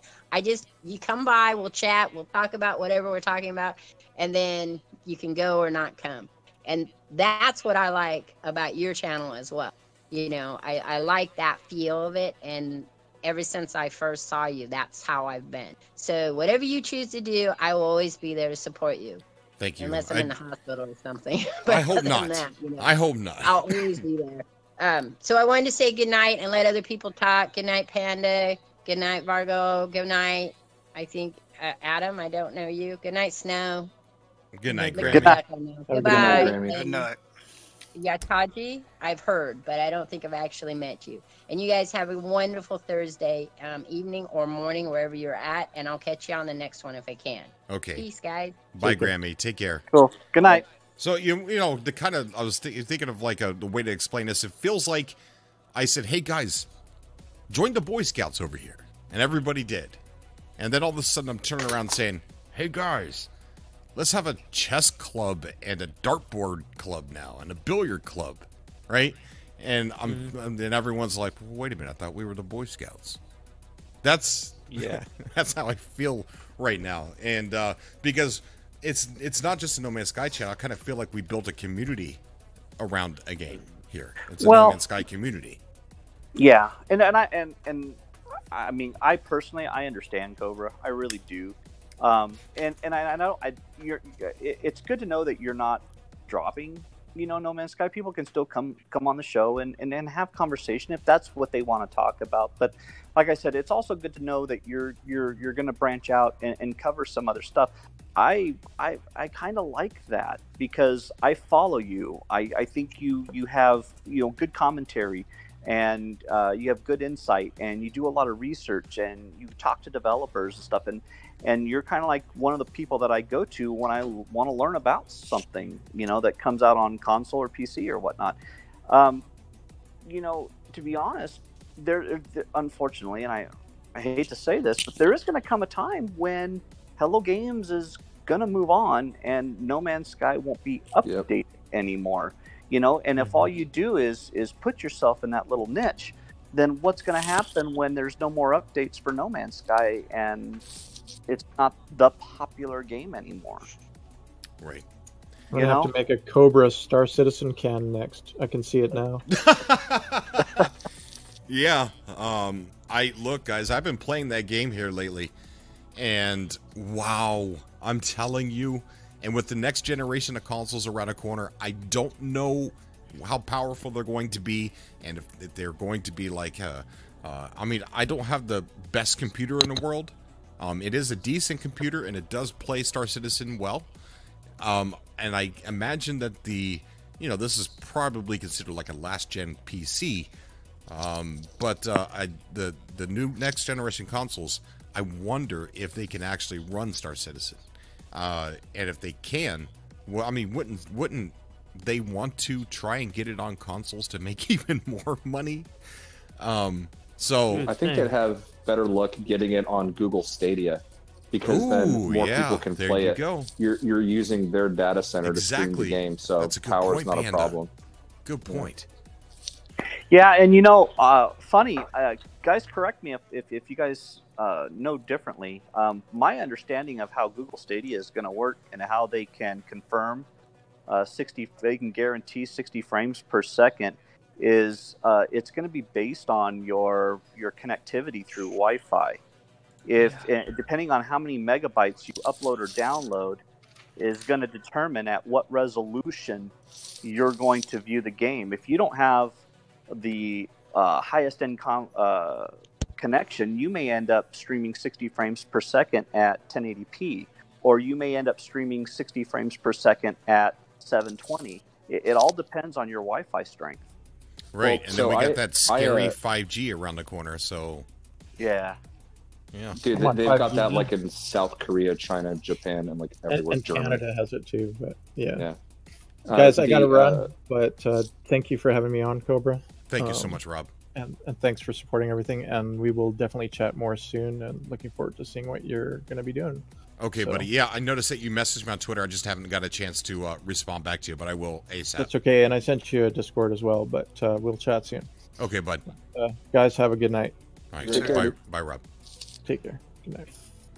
Cobra, what I was going to say about Google Stadia is that I actually did a video on this, essentially about how it works, but they have a custom-made AMD GPU that it operates at like 10 teraflops. And then they've got all this like processing power and all this other stuff going on in the back end. And then they have like their controller and their specific devices have some sort of AI and algorithms or something. I can't remember exactly how it broke down, but basically the trick to getting that to work well, what other streaming services have failed at, is the latency. So Google's been doing a lot of work on getting the latency as low as possible so that it can happen. You only need about 35 megabits per second of consistent download speed to play a game in 4K with HDR and like 5.1 channel sound. Wow. And then they're going to be upscaling that within the next year or two to support 8K gaming at 120 frames a second. Ooh. So it's actually scalable. The 4K HDR with 5.1 sound is just to start. And like I've got a Google Pixel 3 XL, for example. Like I'll be able to play a game on my phone at that, at whatever the max resolution on my phone is, as long as my speed is 35 megabits a second minimum. So it like I think that they're going to be the first company to like truly get that right, and it's going to be huge for games like Star Citizen and like other projects that come out that's similar to that require a lot of power that a large percentage of the population are not in the income bracket to be able to afford to buy. So. Yeah, I hope so. I really do, because people need to be able to play Star Citizen. I know not everybody can, and it's no longer a tech demo. And I also want to introduce people to Space Engineers. It is criminally overlooked. A lot of the things, it doesn't have pretty planets like No Man's Sky, but a lot of the things that people request out of No Man's Sky, it already exists in Space Engineers. Sorry, go ahead. What are a couple of those things? The ships. You can craft and build your own ships. and have walk-around room storage space. You can make your cockpit look any way that you want it to look. There is a galaxy to go off and explore. I believe the planets are actually in orbit and are rotating. It's just a beautiful, beautiful game. There are no NPCs in the game, so you don't have like Korvax, Viking, or anything like that. So it definitely, No Man's Sky definitely has things that it needs to be in Space Engineers, but it is a beautiful game. Okay. Yeah, I would totally be playing that game. I've watched gameplay footage on it from other YouTubers. Unfortunately, I am a console player. Yeah. Yeah, I have a PC, but it's not functioning right now, and I don't have the money to go out and buy a brand new PC or fix that one. So, but if it came to PlayStation, man, I'd be picking that up right now. Yeah, I tell you, it's a good game. It's my second favorite game, but it's about to be third, because I tell you what, Star Citizen's really taken Space Engineer's spot for second place. Truth Slave is asking what happened to my conspiracy channel that I was supposed to create. Problem with that is YouTube is on a rampage of deleting, banning, deplatforming conspiracy channels, things like that. A lot of the channels that I've watched, for some reason, Coast to Coast is still untouched, and things like that. So I just don't feel comfortable going into that if they're immediately getting deranked and not searchable. Try and search for, the 5G conspiracy. It's probably not true. I don't know. I have not done a whole lot of research into it, but any of the conspiracies, search for them on YouTube now. And what you're gonna get is you're gonna get a wiki explanation on why it's gonna make you feel stupid trying to even search for it in the first place, and then it's gonna give you a bunch of news articles from NBC, ABC, MSNBC, Fox, all that stuff, saying how ridiculous it is to even believe in such a thing, instead of getting the people that are talking about it, because they're no longer searchable. So well, there's a lot of discussion on the flat earthers, though, man. Dude, there is mad flat earth channels. I watch this channel, Cyman Dan, where he goes in and crushes these flat earth channels. It's awesome. Google is deplatforming. There are several YouTube channels that don't exist anymore now that I used to listen to. Poof, gone. And it's like, they're not going after everybody. Secure Team 10's still there. I think he's just skating along by the skin of his teeth. But a lot of conspiracy channels are gone that I can no longer watch anymore because YouTube has taken them away. Dude. Huh? Secure Team 10 is 10 years of Nibiru, Planet X is coming, we're all gonna die. that's that whole channel. Wow. Hey, I gotta go. Have a good night, everybody. Okay, Cobra, Ucha. Thanks again for everything, and I will see you next week, I guess, right? Next Friday? Yep, next Friday. Well, I have to do something next Friday, so we'll probably have it on Thursday. Okay. Again. I thought you were taking a 2-week hiatus. I kind of am, but I'm still, in the tweet I said I might still do the subcast, but I might not. I did it. We came on to do the subcast.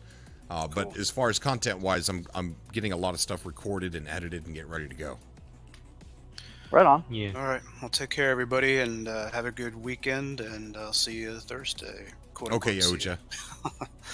All right. Bye-bye. Bye, brother. I don't know, Cobra. I don't know if you strictly are just going to cover sci-fi, but I know that the last couple of E3s, Bethesda has announced the new Elder Scrolls game, but they're also going to be doing Starfield. Man, I'd like to see you cover Starfield. Oh, I will. Trust me. I've already got a notepad with every. I said the notepad's titled "Everything I Know About Starfield." And there's 4 lines. so I'm like, I can't even do a video about it right now yet. So I'm keeping, trust me, my eyes are without word wrap. Yeah, yes, yeah. And that is definitely... Hello? Brent, what's going on, buddy? How are you? Broken. Brent? Brent. Blink. All right, Brent's not there. But yeah, Starfield is definitely... I'm always looking. I'm always searching every now and then, trying to figure out if there's any new information about that. But yes, dude, that is really on the top of the pile. Brent. Hey, Brent. Right, here's the thing. Oh, did he reply? No. Okay. Here's the thing, Cobra. If anyone could bring Star Citizen into the light and make it look like better, I guess, and not the dark side of science fiction games, it's you. All right. I've seen a couple of small Star Citizen channels, but they're not really pulling it off. But I'm pretty sure you could bring Star Citizen into the light. I hope to do so. I think it deserves a lot of positivity. And I'm going to definitely try to do that. Brent, I think you're listening to the YouTube stream instead of the Discord call. Discord? Yeah. So you need to mute the YouTube stream and just listen to us on the Discord call. But yes, you're definitely right. I am. It definitely deserves... and there's some people that are really being positive about it. And don't get me wrong, there's a lot of negatives out there, you know, about Star Citizen. I think they're working hard, but am I going to say that they might be making more money keeping it in development? Maybe. But it's still something that is very ambitious, very amazing, that is being created for us to play. And you look today versus how it was last year, and it's no longer a tech demo. It's an actual game. Yeah, I'm not hearing you on the Discord call. I'm not sure what's wrong with Discord, but I'm not hearing you. Brent, if you can hear me, try leaving the call, and I think we can get a Cobra to pull you back in. So, like, reset Discord entirely. So, like, exit out of the app and all that, and put it back and turn it back on. Brent, you there, buddy? Okay, so Brent's just not here. I'll message him. I'll message him. Okay, all right. We'll go ahead and get. Also, at the end or near the end of the stream, Cobra, I do want to talk about my announcement. Is that all right? Yes. We're trying, Mr. Angel. Mr. I don't know how to say that. I'm trying to talk about No Man's Sky, buddy. We got Eric Red. Well, we had Eric Red. Let me try and get Eric Red. We got Eric Red joining us. Eric, what's going on, buddy? How are you?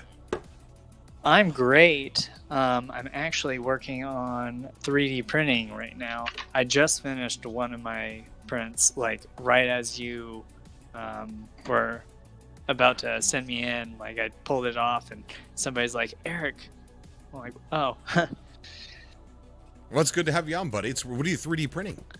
I'm actually doing a giant size Lego figure. And it came out really good. I just finished the head. I got the torso, and I'm actually working on the connectors for the arm pieces right now. I have to resize them and stuff. Let me tell you, trying to put arms back onto a Lego torso. Oh my god, that's hard. Yeah. Have you ever 3D printed any No Man's Sky stuff? No, but I do have the exclusive ship in file right now. I haven't tried it yet. It's more advanced for my skills, but eventually I'm going to do that. Oof, I would try. Even if it came out like a pile of crap, I'd still paint it the colors and say, it's a ship. Shut up. Yeah. So I approve of your decision. Most definitely. I'm looking forward to it, believe it or not. I think a few chats ago, I mentioned the show The Expanse on Amazon Prime. Yeah. If you haven't already seen it yet, you really should get into it, because I just finished season 3 and season 4 is going to be coming out soon. The trailer's out for it. The Expanse is the best sci-fi TV show, in my opinion, that's ever been made. I keep hearing that. I keep hearing, definitely from like No Man's Sky fans. Everyone's like, Expanse, you gotta watch it. I grew up with Star Trek, Star Wars, Babylon 5, Battlestar Galactica, all of that. Yeah. I'm telling you, the Expanse is legit. When they pay such close attention to the details that when they're firing ballistics in space, they depressurize the fuselage and put on spacesuits because the hull might get punctured. When they're taking it to that level, I'm all in. Oh yeah, it's awesome. Yeah, before you watch it, you have to ask yourself the question: what would it be like 200, 300 years into the future, actually living in space? Not just like living on planets, but actually like you're spending your whole life in space. And the whole show is based off of that question. Like there's like people like, what would you do like mining in space, like mining asteroids?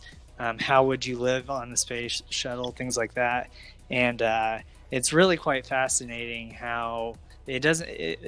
The whole show branches off into these like sub stories of characters. Like one of them, they talk about slingshotting. Have you ever heard that term before? Yep. Okay, where you slingshot around the orbit of like the moon, and you're supposed to pick up speed as you do it. Well, they have racers in the show, and they talk about how they slingshot through the moons around Saturn and stuff, and it shows you like what would happen if you actually did that. And there's like social media about it, people watching these racers, things like that. It's really fun. He's right. Like out of all of the shows I've seen, this one is the most impressive. That's pretty cool. We got some questions for you in the chat here. First of all, Sword said that's how shuttles got created when he was talking about how my 3D printed ship would look like. But we have from the Mr. guy saying that you should 3D print some No Man's Sky armor like a helmet. That would be really cool if you could pull something like that off. Yes. And there's another question in here. I'm trying to get my eyes to focus. Ray Pope was asking you, where did you get the .stl for the No Man's Sky model? Where did you get that at? I believe I got it on Yeggi, YEGGI. If not, I probably got it from Thingiverse. Thing, AVERSE. And it's a free file that you can just download and load it to your 3D printer. For me, I'm actually doing mine on the SnapMaker. So the SnapMaker was on Kickstarter, and they just came out with 2.0 on Kickstarter a few months back. So I'm getting the second version of it in December.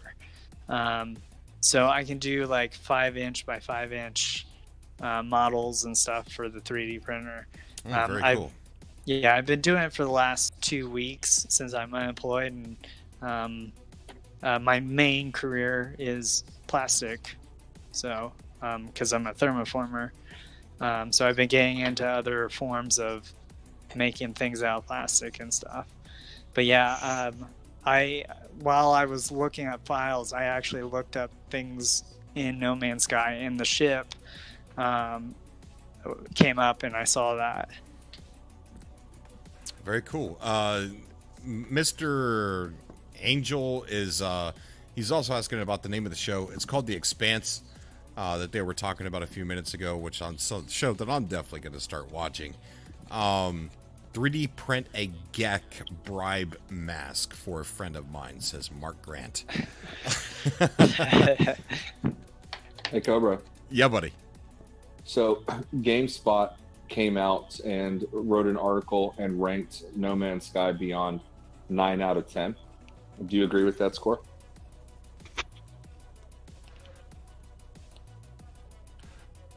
Silence. Is that too heavy of a question? Huh? He has to wipe away the tears. Robert White says, awesome show. Thank you so much, buddy. Ignored. Oh, good grief. Well, if he's not going to answer, I would definitely give it at least an 8.5 out of 10. Yeah, that sounds reasonable. I mean, Yeah. I would go with that. yeah, if you're talking about like as of right now, definitely. I mean, I know Yeah. they like to change the ratings throughout the years and stuff. I mean, they do it with like expansions for like Destiny and stuff. What do you think, Panda?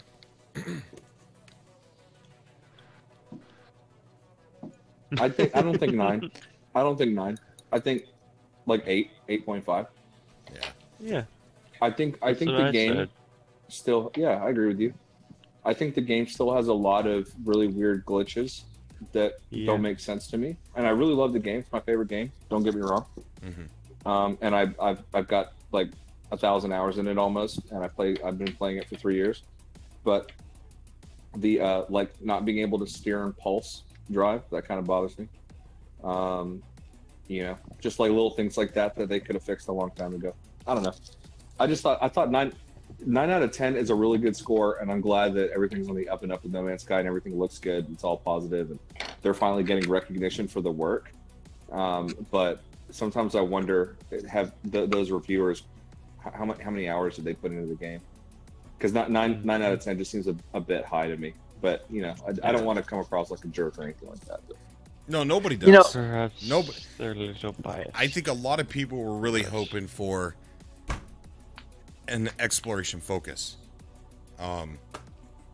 You know, but we all knew what we were getting, because I kept showing you the survey, and I kept saying building was going to be number 3, even though number 3 was kind of a culmination of a bunch of tiny little things. But Ray, I have a Hey, it question was for in you. there. If you could live your life in, like, you know, the Star Citizen, No Man's Sky, any science fiction lore, what do you think you would be? Do you think you'd be like a space commentating news station? who, me? Yeah. Oh, yeah. I'd definitely be somewhere buried in a basement of a abandoned space station, not letting anybody know I was down there. You know, one of the red-looking space stations in No Man's Sky. And I would be on the radio broadcasting out to Euclid Galaxy, saying I was in some kind of in a basement dwelling of an abandoned space station somewhere in a Euclid Galaxy, just broadcasting to the all species, except for the Gek. I knew that was gonna come up. All right, I have to go because tomorrow I gotta, like I said, I already overstayed my time. So, see you guys. It's been great. Cobra. Okay, buddy. Have a good one. Yes, bud. Another show that is on Amazon Prime is Mars. If you haven't seen that yet, it's like 10 episodes. I think it has 2 seasons now. It talks about the first manned missions to Mars, the dangers involved, things like that. That's cool. What was it called? Mars. Mars. Okay. Well, I'll definitely check that out. I haven't even started Expanse yet, but definitely got to start getting some of that watching. We have PC Mac joining us. PC Mac, what's going on, buddy? Oh, how are you? This is my first time actually.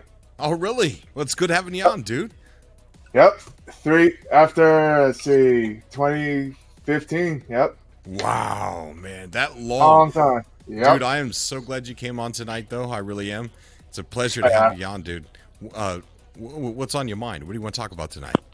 Partly the No Man's Sky Beyond update.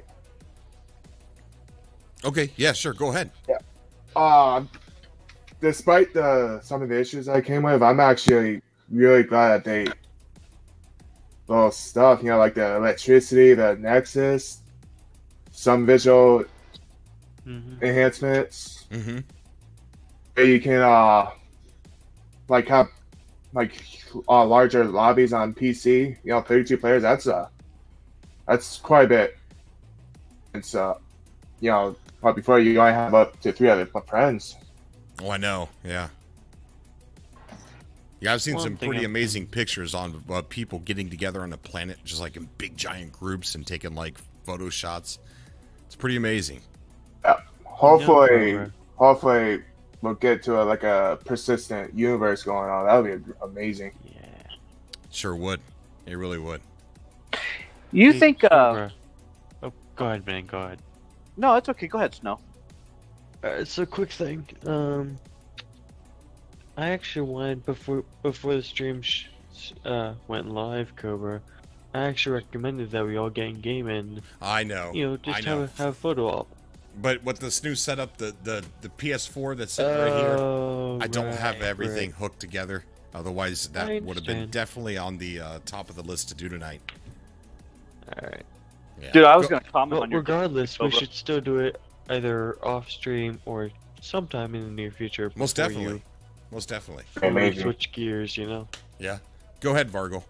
No, I was just going to comment on your desk, man. I saw that when you first popped onto the stream. I was like, "That's the mega desk." This is an awesome desk. If anybody is an the Office fan, the mega desk, man. One of my favorite shows that's ever existed, The Office. Yeah, the American version. Still on Netflix. Yes, I know. Still on Netflix. Yeah, me and the wife, we watch that from time to time. Still, it's always good stuff. Always good stuff. Best. I like how he throws the American in there, real quick, like the American version. Yeah. Brent Kerman, he's been trying to get on the show. He says, Cobra, I can't get on Discord. Can't get Discord to work. I wanted to thank you for what you have done for the community. I haven't found a community like this before. We are a constellation because you brought us together. Thank you so much, Brent Kerman. Thank you, buddy. I'm going to continue to follow you and support you as you look at more games. Thank you, Brent. Appreciate that, brother.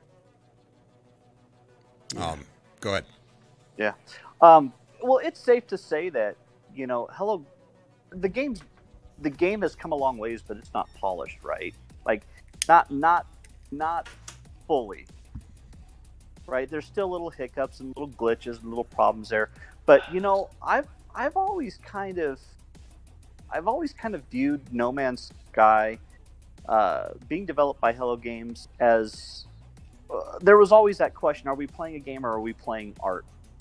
What is No Man's Sky? And to some people, No Man's Sky is art in motion, and to other people, it's just a game. But I think when Hello Games does stuff, it's almost like an artist with a canvas. They take a few strokes and they take a step back and then they look at it and they evaluate it, and then they add a little more touches here, and then they take a step back and they do things that are non-conventional when it comes to developing a game. It's kind of strange how they make decisions about the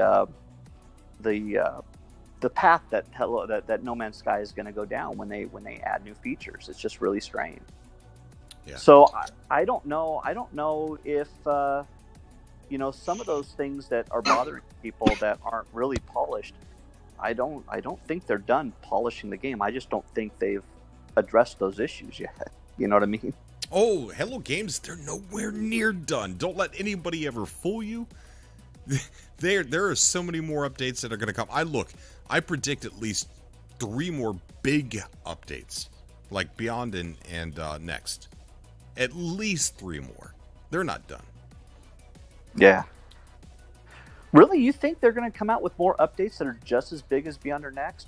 Yes. Or do you think we're going to continue to see updates along the size of Foundation, Pathfinder, Abyss? Do you think that's what they're going to do?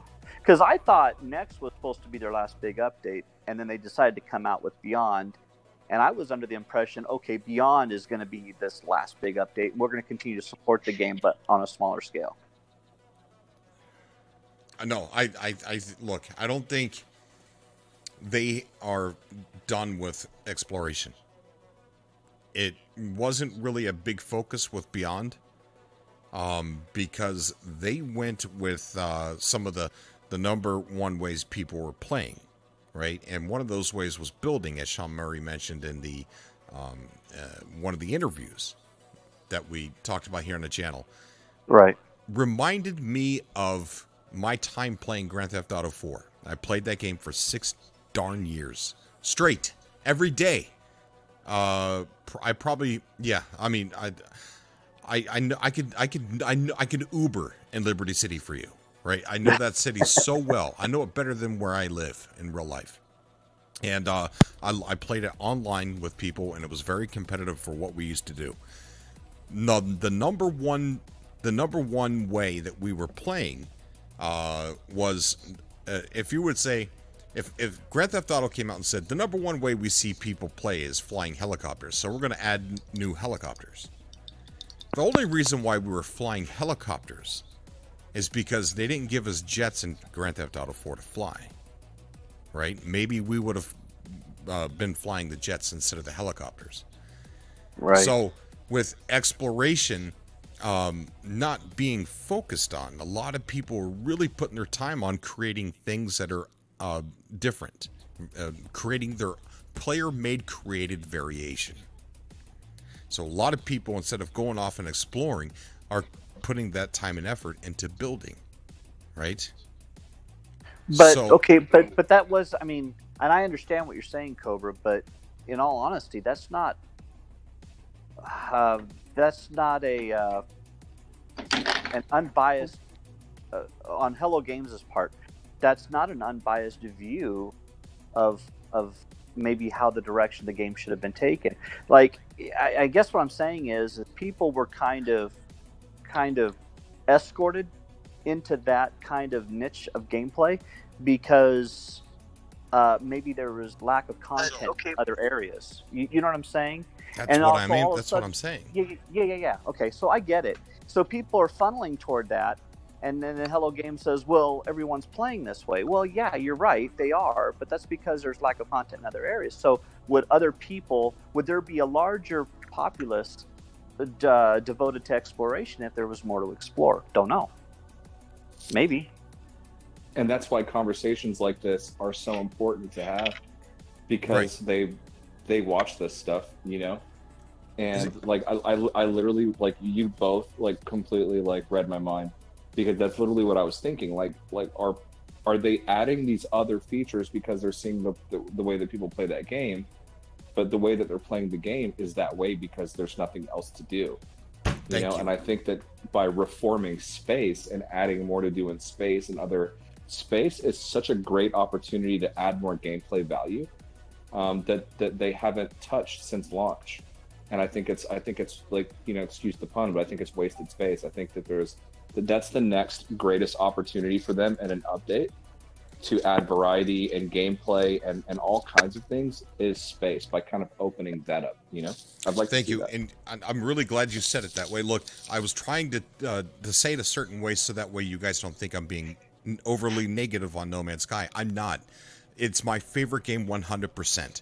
But if there is if they're not focusing on exploration and people have explored to their heart's content and they're waiting for that to be further developed, maybe people are just going to stop and say, well, let's just create, let's build, let's keep building. We'll wait for the exploration to be focused on the next update. And all of a sudden Hello Games sees that everybody's building, right? Or they're doing this over here, or they're doing that over there. So now Hello Games is going to look at their metrics, their statistics. Like, everybody's doing this. Let's give them more of a building update, right? That's, I think, is what has happened. So here's my concern, though, Cobra, is going down that logic. If with the building update giving us new tools and new construct, new things to add to our bases, if that becomes the focus now, you know, especially with the logic gates and all this other stuff, and now people are devoting even more time into building, will this all of a sudden become a building game and lose the luster for exploration? Say that last part again. And lose its appeal or luster for exploration, because yes, and that's what I'm afraid of. I am too. I'm happy with the building, but sometimes I like to go off and explore. Sometimes I like to kill stuff. Sometimes I like to, you know, I want to read more. I want to do quests, and I'm glad that those things are in the game. I just hope that Hello Games doesn't solely stick to that concept of measuring what direction the game is going, because we were kind of pushed down that path a little bit. You know what I mean? Yes, but the game also needs the building that we received, right? It needs that as much, no, not as much in concert with the exploration. I agree. It did, and Sean Murray kind of made a really strong, valid point. Was that, you know, some people might not realize that, you know, through building, they're getting a 2-for-1 deal, because, you know, you may land on a planet and think that you're the first person there, and you walk over the top of a ridge, and lo, somebody built this, you know, massive construct or this beautiful piece of artwork or something that's very intriguing and interesting, and you realize to yourself, somebody else has been here. What did they build? And now you're not just exploring the planet, but you're exploring other people's creativity. Mm-hmm. So, and that's just as much as exploration. That actually improves exploration a bit. You know what I'm saying? Like, to go somewhere to see somebody's just, maybe if it's even abandoned, like this beautiful structure that somebody created. It's like, wow, somebody was here, somebody spent hours building this, and poof, now they're gone. They're somewhere, maybe they're in a different galaxy doing the same thing on another planet, you know. Yeah. And that it does building, the way the building that they added is also helping exploration. So but I am worried that they're looking at the wrong statistics. And I feel like they're trying to look at statistics and metrics about what people are doing, instead of when Sean Murray sat down and said, let's make an exploration game. You know what I'm saying? Like, I'm worried that they're looking at numbers too much, because I know about looking at numbers. I know how stressful that can be, and you want to please people. But I don't think that those metrics that they're looking at actually represent the core of the game, of what we really want, and what they really want. Well, you can tell, like, there's this sort of like mix match of what we get versus like what you can do with it, because I don't think that they've really been able to pin down clearly what it is that we want. And I think as a community, we're either so different on this or just really bad at communicating it. But like, for example, we have a freighter. What do you do with it? Where does it go? Your friends can walk around in it with you, but they can't go anywhere with you in it. Then when we found out that we were getting multiplayer with player models, we also found out through the ARG that we were getting frigates. Well, what do those do? You send them off on their own, and they bring back things that you collect. Now, well, that's a we good didn't need the multiplayer for that.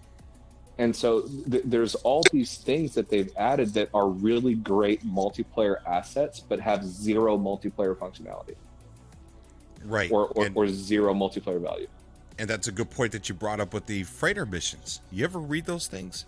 Like, that is exploration, right? Imagine if those stories that were being told to you were actually things that were happening to you in a group of friends.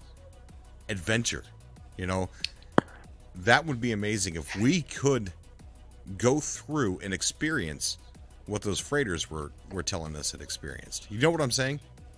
Yeah. Oh, yeah. But you know but see now, but now we're getting in when you start exploration is one thing, but when you talk about adventure, that falls in suit with exploration, but it's kind of a different monster in itself because, for me personally, most games that I play, it doesn't matter if it's Fallout 76, if it's Elder Scrolls Online, if it's Subnautica or Ark, all those games offer a certain element of exploration because it's a game you've never played before. So if you're playing it and you're picking it up for the first time, you're going to go explore because you don't know what's out there. But you lose some of that excitement in exploration. I understand that No Man's Sky is just kind of a chill, relaxed game, but exploration without the concept of danger or threat, it loses some of its substance. It loses some of that substance, right? And I think if they're going to expand on exploration, whether it be more variation on the planets or more points of interest, I'm just craving it. There has to be that element of danger. If I land on this planet, what's going to happen to me? And right now, I really don't feel that in the game. If I land on a planet, I land on a planet. Oh my goodness, it's got a dangerous atmosphere. Well, I don't want to mess around here. I can go to another planet just like it that doesn't have a dangerous atmosphere. You know what I mean? Mm-hmm. So I think they need to kind of, fix that maybe. It's lacking. And then you could have those stories, you know?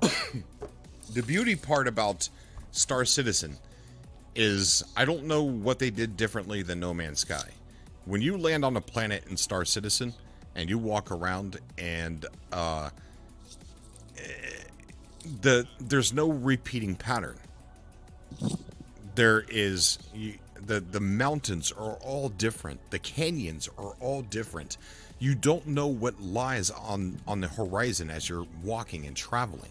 When you get out of your ship, you're seeing land masses and landscapes that are very unique to that exact location. You're not going to see it repeat if you walk for 20, 30 minutes. And that is very appealing. And that alone is just exploration because you don't know how deep of a canyon you're going to come across. Like, whoa, that was deep. And then you come across another one in Star Citizen that's even deeper, you know? Or it's just all completely, I don't want to use the word random, but it's just like nature really made it all occur instead of a very large pattern. And I think that's one of that alone is exploration. Just looking at the landscape, you know?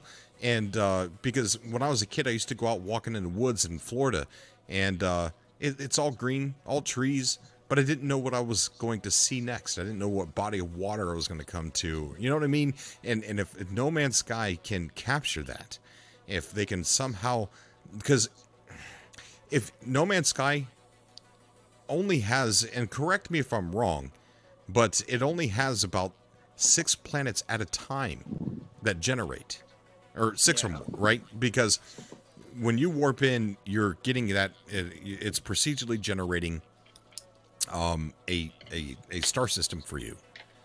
So if there's that limited amount of planets there, I wouldn't see why they wouldn't be able to randomize it. I think they try to control it too much, so that way we can have our exocraft vehicles and be on the planet and never find a place to get stuck. Right, but I mean, and I can understand the frustration behind that, but they fixed that. If you get stuck, you just jump out of your exocraft and resummon exactly. It to yeah. But if you remember, or you just terrain manipulate around it to free it from whatever it's stuck in. Yeah. Oh yeah, the terrain thing.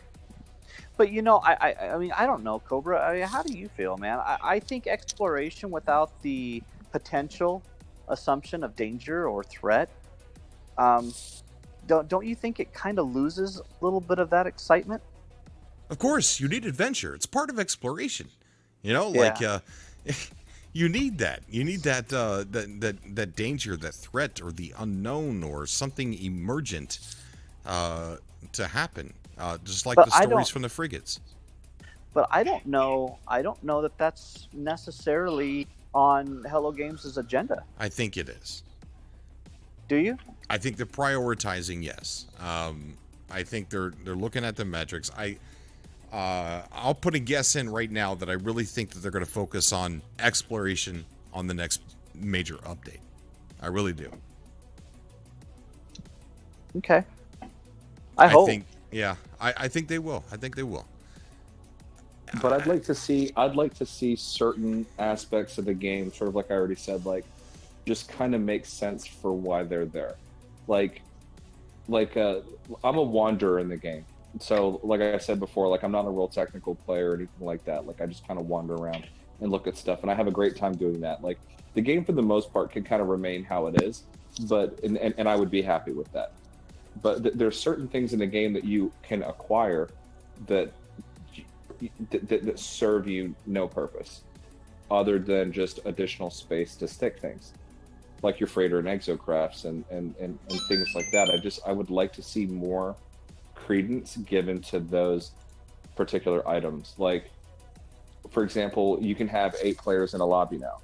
I think it'd be really cool if those 8 players can get in your freighter and you can warp that freighter to a different star system, and you can split up in 2 groups of 4 and essentially take 2 of your frigates, which are now planetary drop ships, and drop on a planet to essentially gather resources for a community project or build that you're going to do, or dig up bones or satellites or whatever. So that it's more rewarding when you buy those things, because you can actually do something with them. Like, I have a freighter that costs me hundreds of millions of units, and all I do with it is just call it places so that I can store my ships and my items in them. But like, I get no satisfaction from actually having those things. Like, they don't do anything for me or the people that I'm playing the game with. And actually, since Beyond, people can't even see your freighter anymore, so that's gone. So we took a step back in a way, you know. Well, and that's the perfect term, satisfaction, man. In exploration, and I love exploration. I might not do it nearly as much as others do, because I love building also, but you know, if I'm going to go check out a planet, and sometimes I'll snoop around in the caves and I'll look at some of the plant life, and some of the creatures are cool. I'll take screenshots. But at the end of the day, when I look at it, it's like, okay, that was cool. Moving on. You know, there's no satisfaction or no real reward for what you discovered. Not. I don't know. It just seems a little weak, maybe. And I think that if you throw the element of surprise and the element of danger and the threat and there's a little bit of hostility, and now it's, you know, a calm, peaceful moment that you thought you were going to get when you landed on a planet became, oh crap, you know, I'm being hunted. That kind of is that's like you said, that's where that adventure comes from, man, and then that's what makes the moment really intense. But if they're going to do that, I don't know, they're going to have to do it.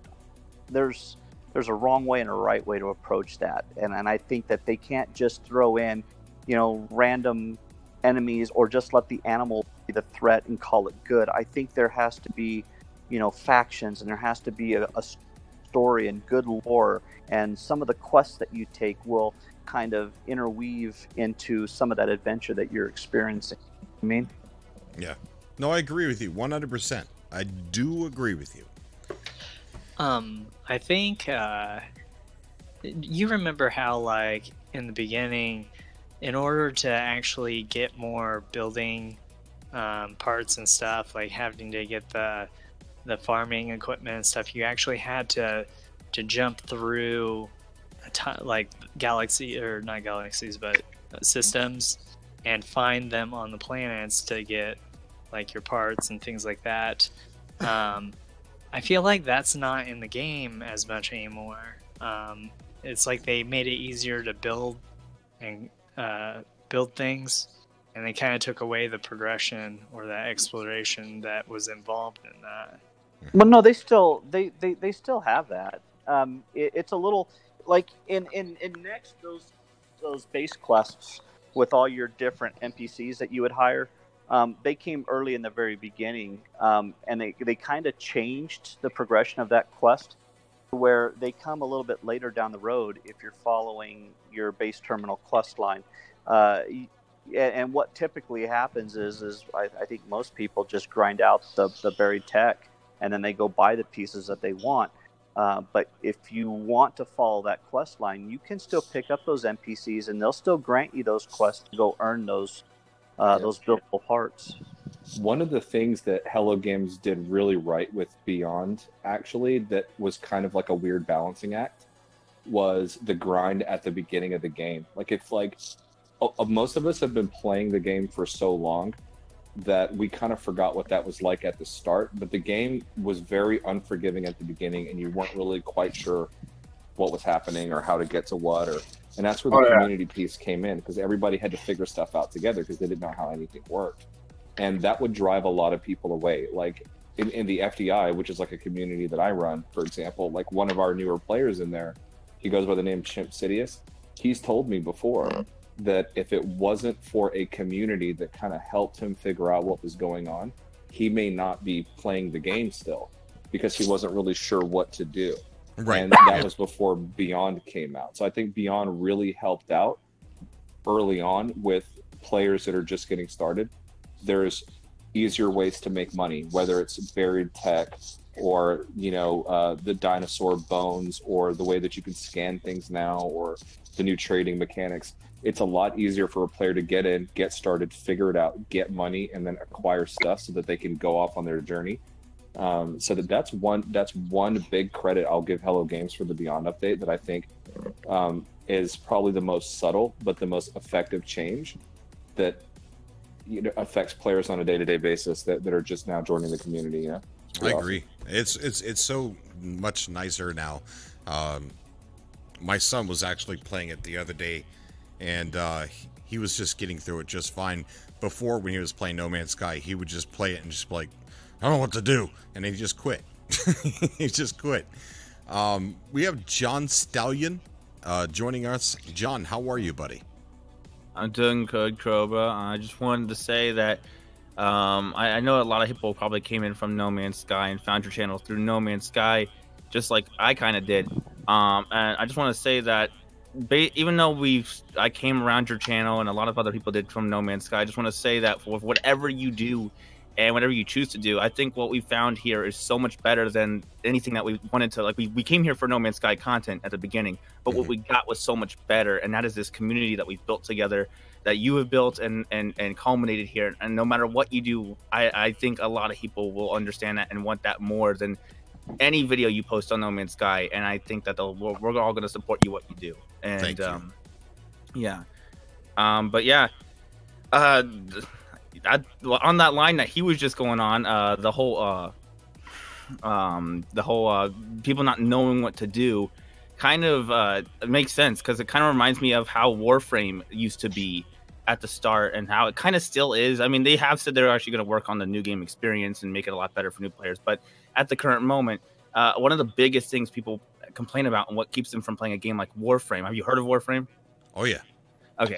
That's come a long way since it first was released. It's so much better since its conception, and it would be so much fun.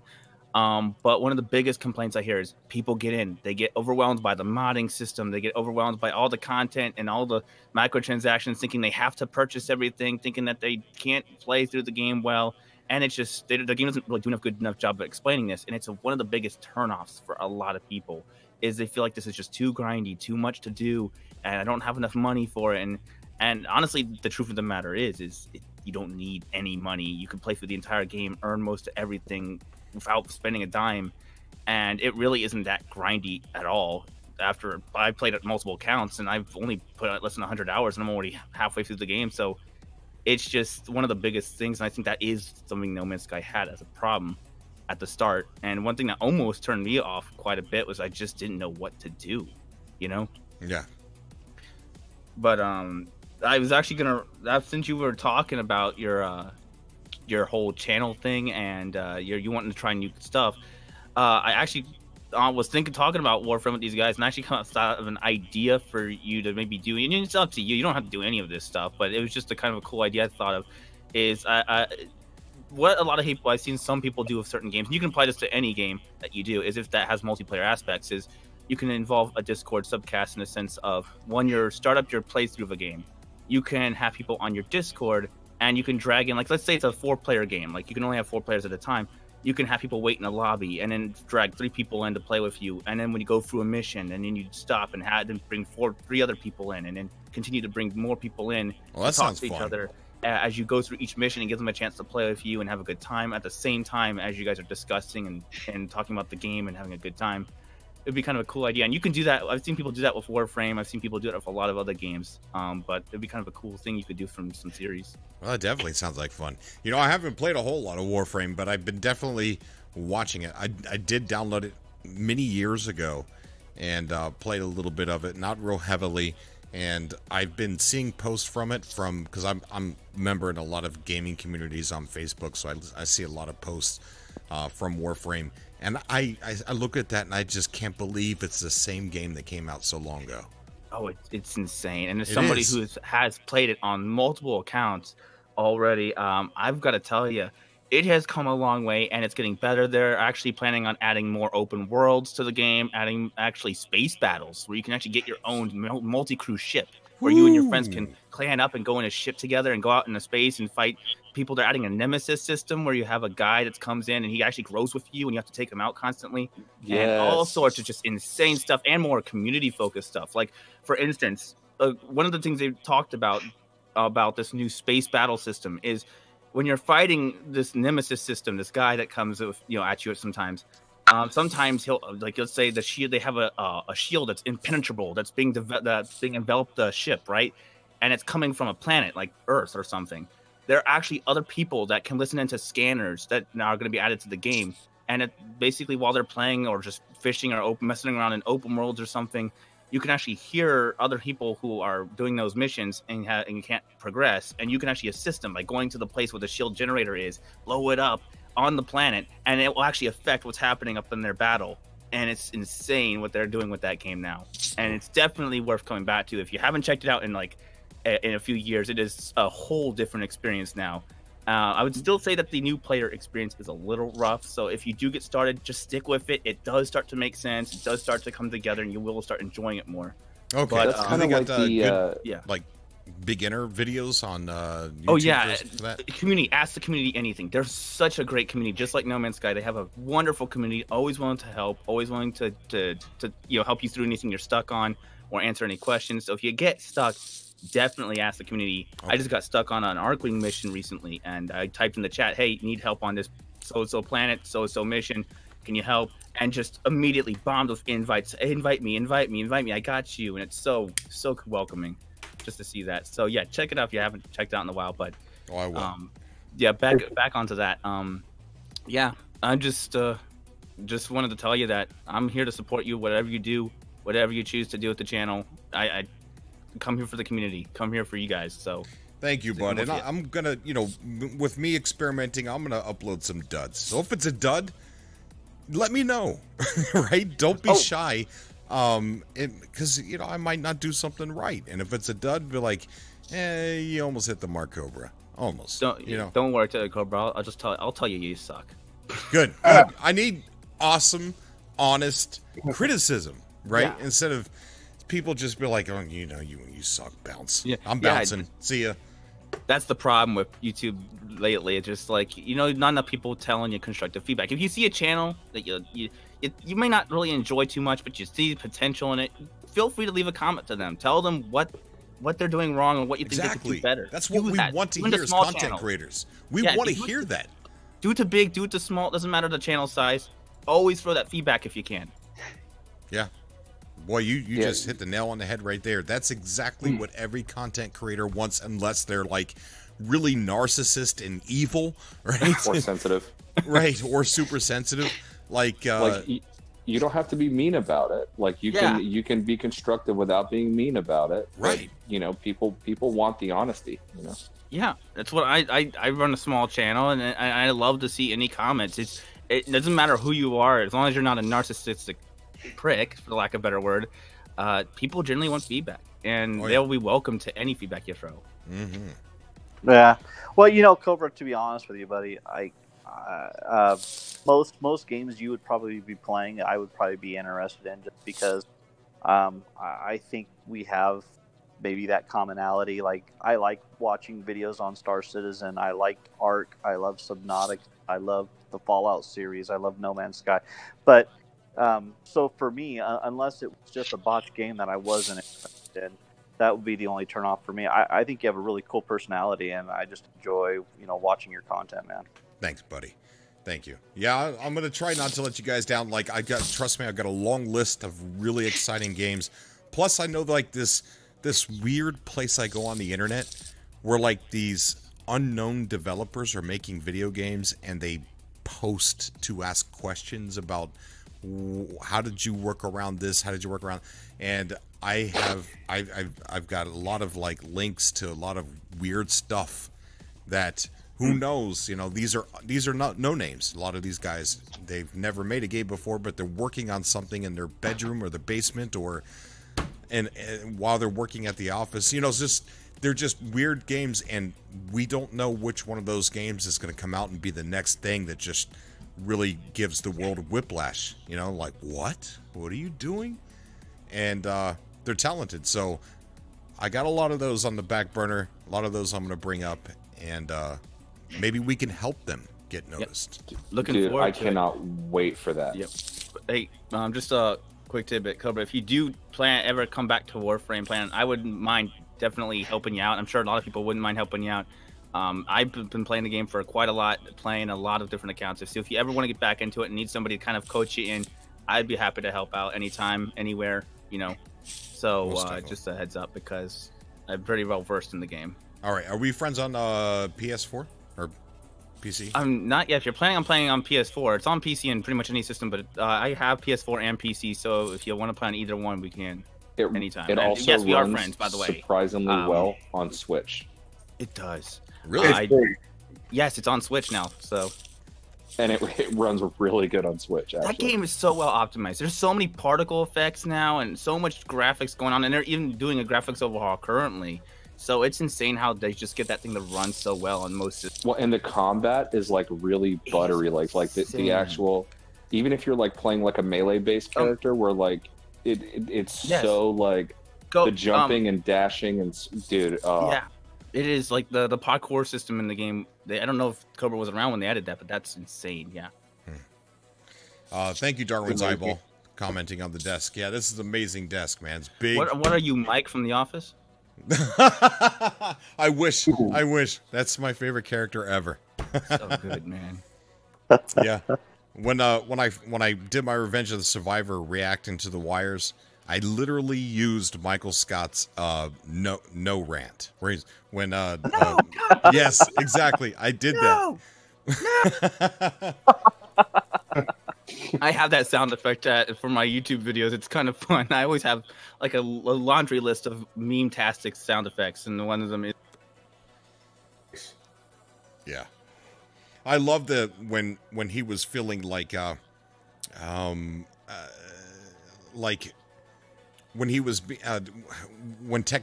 they were talking about technology, and he felt like technology wasn't going to replace them and stuff like that. And then they were in a car with him and Dwight were in a car, and the GPS was telling them to go straight ahead, right? But there was a pond straight ahead. And so Michael Scott was like, no, you go straight. We're going to go straight. You know why? Because technology, right? Technology is what's winning, so we're going to trust technology. See how far that gets us. And he runs right into the pond on purpose. That's great. Oh, and then you get the classic recalculating. Yeah. Yeah. Love that show, man. When I started watching that show, I did not like Dwight at all. And then the more I watched it, the more he grew on me, and he was just the coolest character, dude. Dude, he grew. Remember the one where they moved his desk into the bathroom? That was great. Yes. Yeah, Dwight really good was cool. It's just that, you got that weird feeling when Michael Scott you know he was getting ready to have a cringe moment, and you yourself just like slipped into your chair and like, oh no, he's I know what he's gonna do. No, and then he would do it, right? And it was such good writing, such good acting, and there was a really good story to be told throughout that whole show. And it was cool. Like, yeah. Yeah, sure. So, unless we got any more No Man's Sky discussion, I think we're gonna call it a night. Okay. Well, I got 3 words. If you would like me to send you a message real quick on PSN, if you want to just know who I am, because you asked if I was on your friends list, I could just send you a quick message so you can see where I'm at. Okay, yeah, do that. Okay, I'll send you a quick message sometime, like after the show. Okay. Somebody had 2 questions? Oh, well, 2 words. Procedural cities. I wish. Carpets and curtains. Carpets and curtains. Yeah, you better chant that. Carpets and curtains, because let's see how many new people get that reference. In No Man's Sky, we literally got carpets and curtains in one of the updates, right? I know, yeah. And tablecloths. Cobra, see, this just confirms Cobra's got the leaks. He secretly got a man inside Hello Game. I think so. There you go. I think so. Give us the juicy details. Yeah. Do you mind if I tell a short story, especially on your last No Man's Sky? It was the day of the Beyond release date, and I was working from home that day. So I was a good boy, and I waited until my lunchtime before I started playing No Man's Sky in VR on my PlayStation 4. So I was playing, getting really immersed, and I started to hear some beeping and thought nothing of it, think it was part of the game. Then the noise kept on going, and I realized that it wasn't part of the game. So I took off my headphones and realized it was my alarm system. I checked throughout the house. Nothing was amiss, no fire, no smoke, no break-ins or anything. Then I went back into VR, and after a few minutes, I started knocking on my window. I went to the front door, and in my driveway was a large fire truck, 2 police cars, and the neighbors. It seems that my alarm system called the police thinking there was an emergency. So I had to explain to the cop that I didn't hear the alarm because I was playing my game with my headphones on. I was flying in a spaceship, officer. There was pirates everywhere. I was shooting. They were gonna kill me, and you know, I had to get what they were holding because they wanted my stasis device, officer. All right, can you walk on this line real quick, please? We're just gonna have you walk on this straight line. Sir, we're gonna have to take you in and do a, what is that, a 3550? Where they what's it called? Where they field sobriety test. No, they admit you into a mental hospital involuntary. What is that called? 3550 or something like that. Yeah, you're just sitting there in the like a straitjacket, going on a trip in my favorite rocket ship. And they actually said that it was good. And they actually said that it was good that I answered. They did when I did because they were about to break down my door. So my lesson was to make sure that my wife is in the house before I start playing anything in VR now. Oh my gosh! Could you imagine that? Yeah. Dang. I thought that was going to be like a cute story. That was kind of dark. Well, yeah. You know, since we're dude,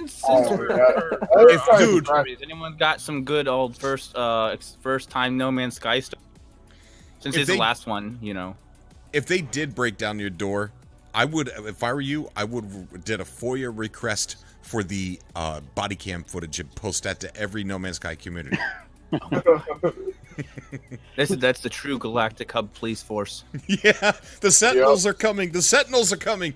But it's like every time I go in VR, something always happens. Like the first time I was playing the Star Trek Bridge Commander, wasn't enjoying it, and then all of a sudden my wife came in. She was yelling at me. I couldn't hear a thing, and then she just touched me. I just freaked out. So I was kind of gun shy after that. But I said, "Oh, it's been about a year about that." I'll say, "I'll play VR again." No, happened again. So could you imagine? Kind of gun shy. Could you just imagine the police come in and you're just sitting there trying to explain to them how you killed Gek, and you're just like, "Who's this Gek?" Yeah. We need to take you in. And we need to figure this. Right. And I was shooting that guy. I didn't hear anything that was going on. I was getting ready to, shoot him. Like, what, sir, shoot who?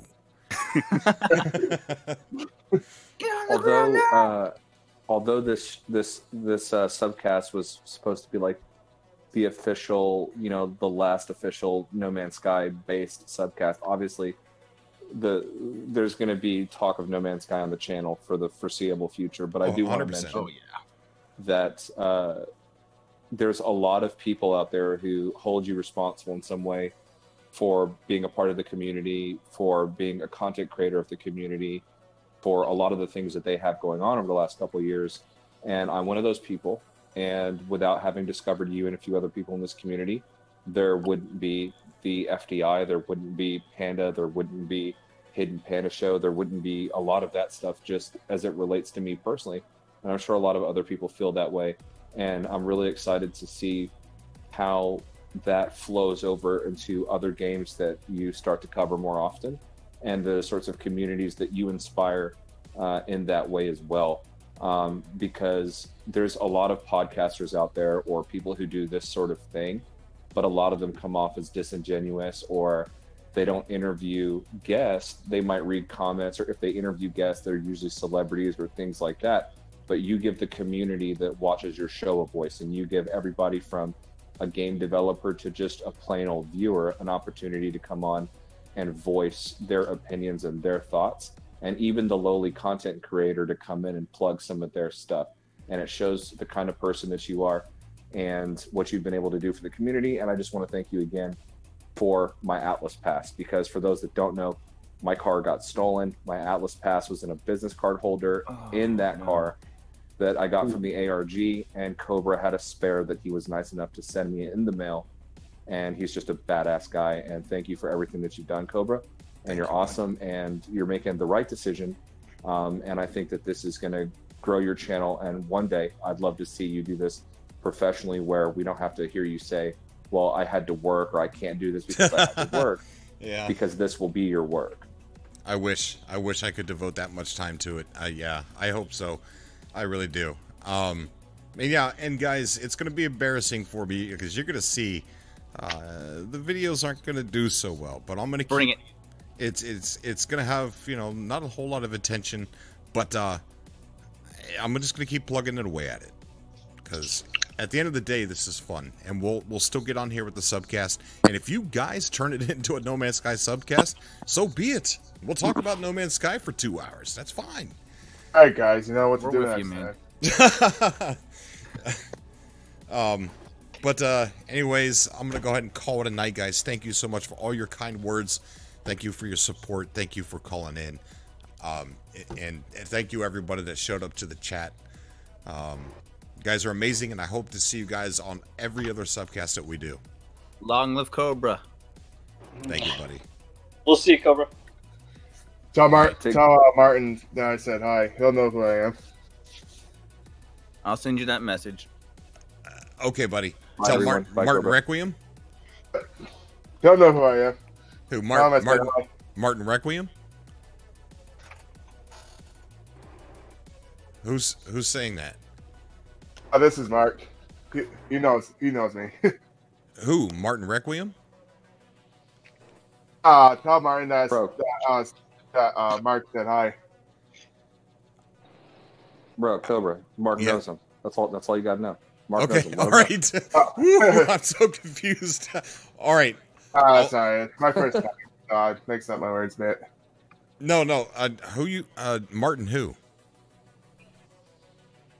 This is Mark. And Martin knows me. But Martin who? Martin Boyd or Martin Requiem? Requiem. Oh, from the Facebook groups. Huh? From the Facebook. Okay, from the Facebook groups. Okay, I'll let him know. Is that gonna cause him stress? Oh no, don't worry. It won't. Oh, well, I'm not worrying because I like to cause Martin stress. So. Oh, wow, that case. All right, I'll let him know you said hi, buddy. Bro, gotta make him nervous. Okay, good. I like making Martin nervous too. I always call him Martin's wreck. PC Mac, don't let this be the last time that you call in either, man. Yeah, buddy. I'd like to hear from you. And remember, you guys control the show. I'm gonna open up the subcast with a bunch of topics, and if you guys choose to ignore those when you come on and talk about No Man's Sky, then that's how it's gonna go. Well, that sounds good, man. Like, I'm excited. I can't wait. I see it. You know, and tonight was I don't know, it was a little bit like that. I mean, we talked a lot about No Man's Sky, but we talked about, you know, Google Stadia, and we talked about you know, some of the other games that are out there, and like Star Citizen and whatnot. So I think this will be cool, Cobra. We actually had to try to bring it back to No Man's Sky. I know we did. Away from it for so long. Yeah, that Mr. Guy in the chat, he was like, aren't we supposed to be talking about No Man's Sky on this last No Man's Sky subcast? Yeah. So we're already in, dude. We're already committed. Like, this was like the pre-show for what's coming. Yeah. Yeah, definitely. Yep. All right, guys. Everyone, stay safe out there, and have a good night or day wherever you're at. All right. Good night, Cobra. All right. Take care. All right. Bye, everybody. Bye, everyone out there.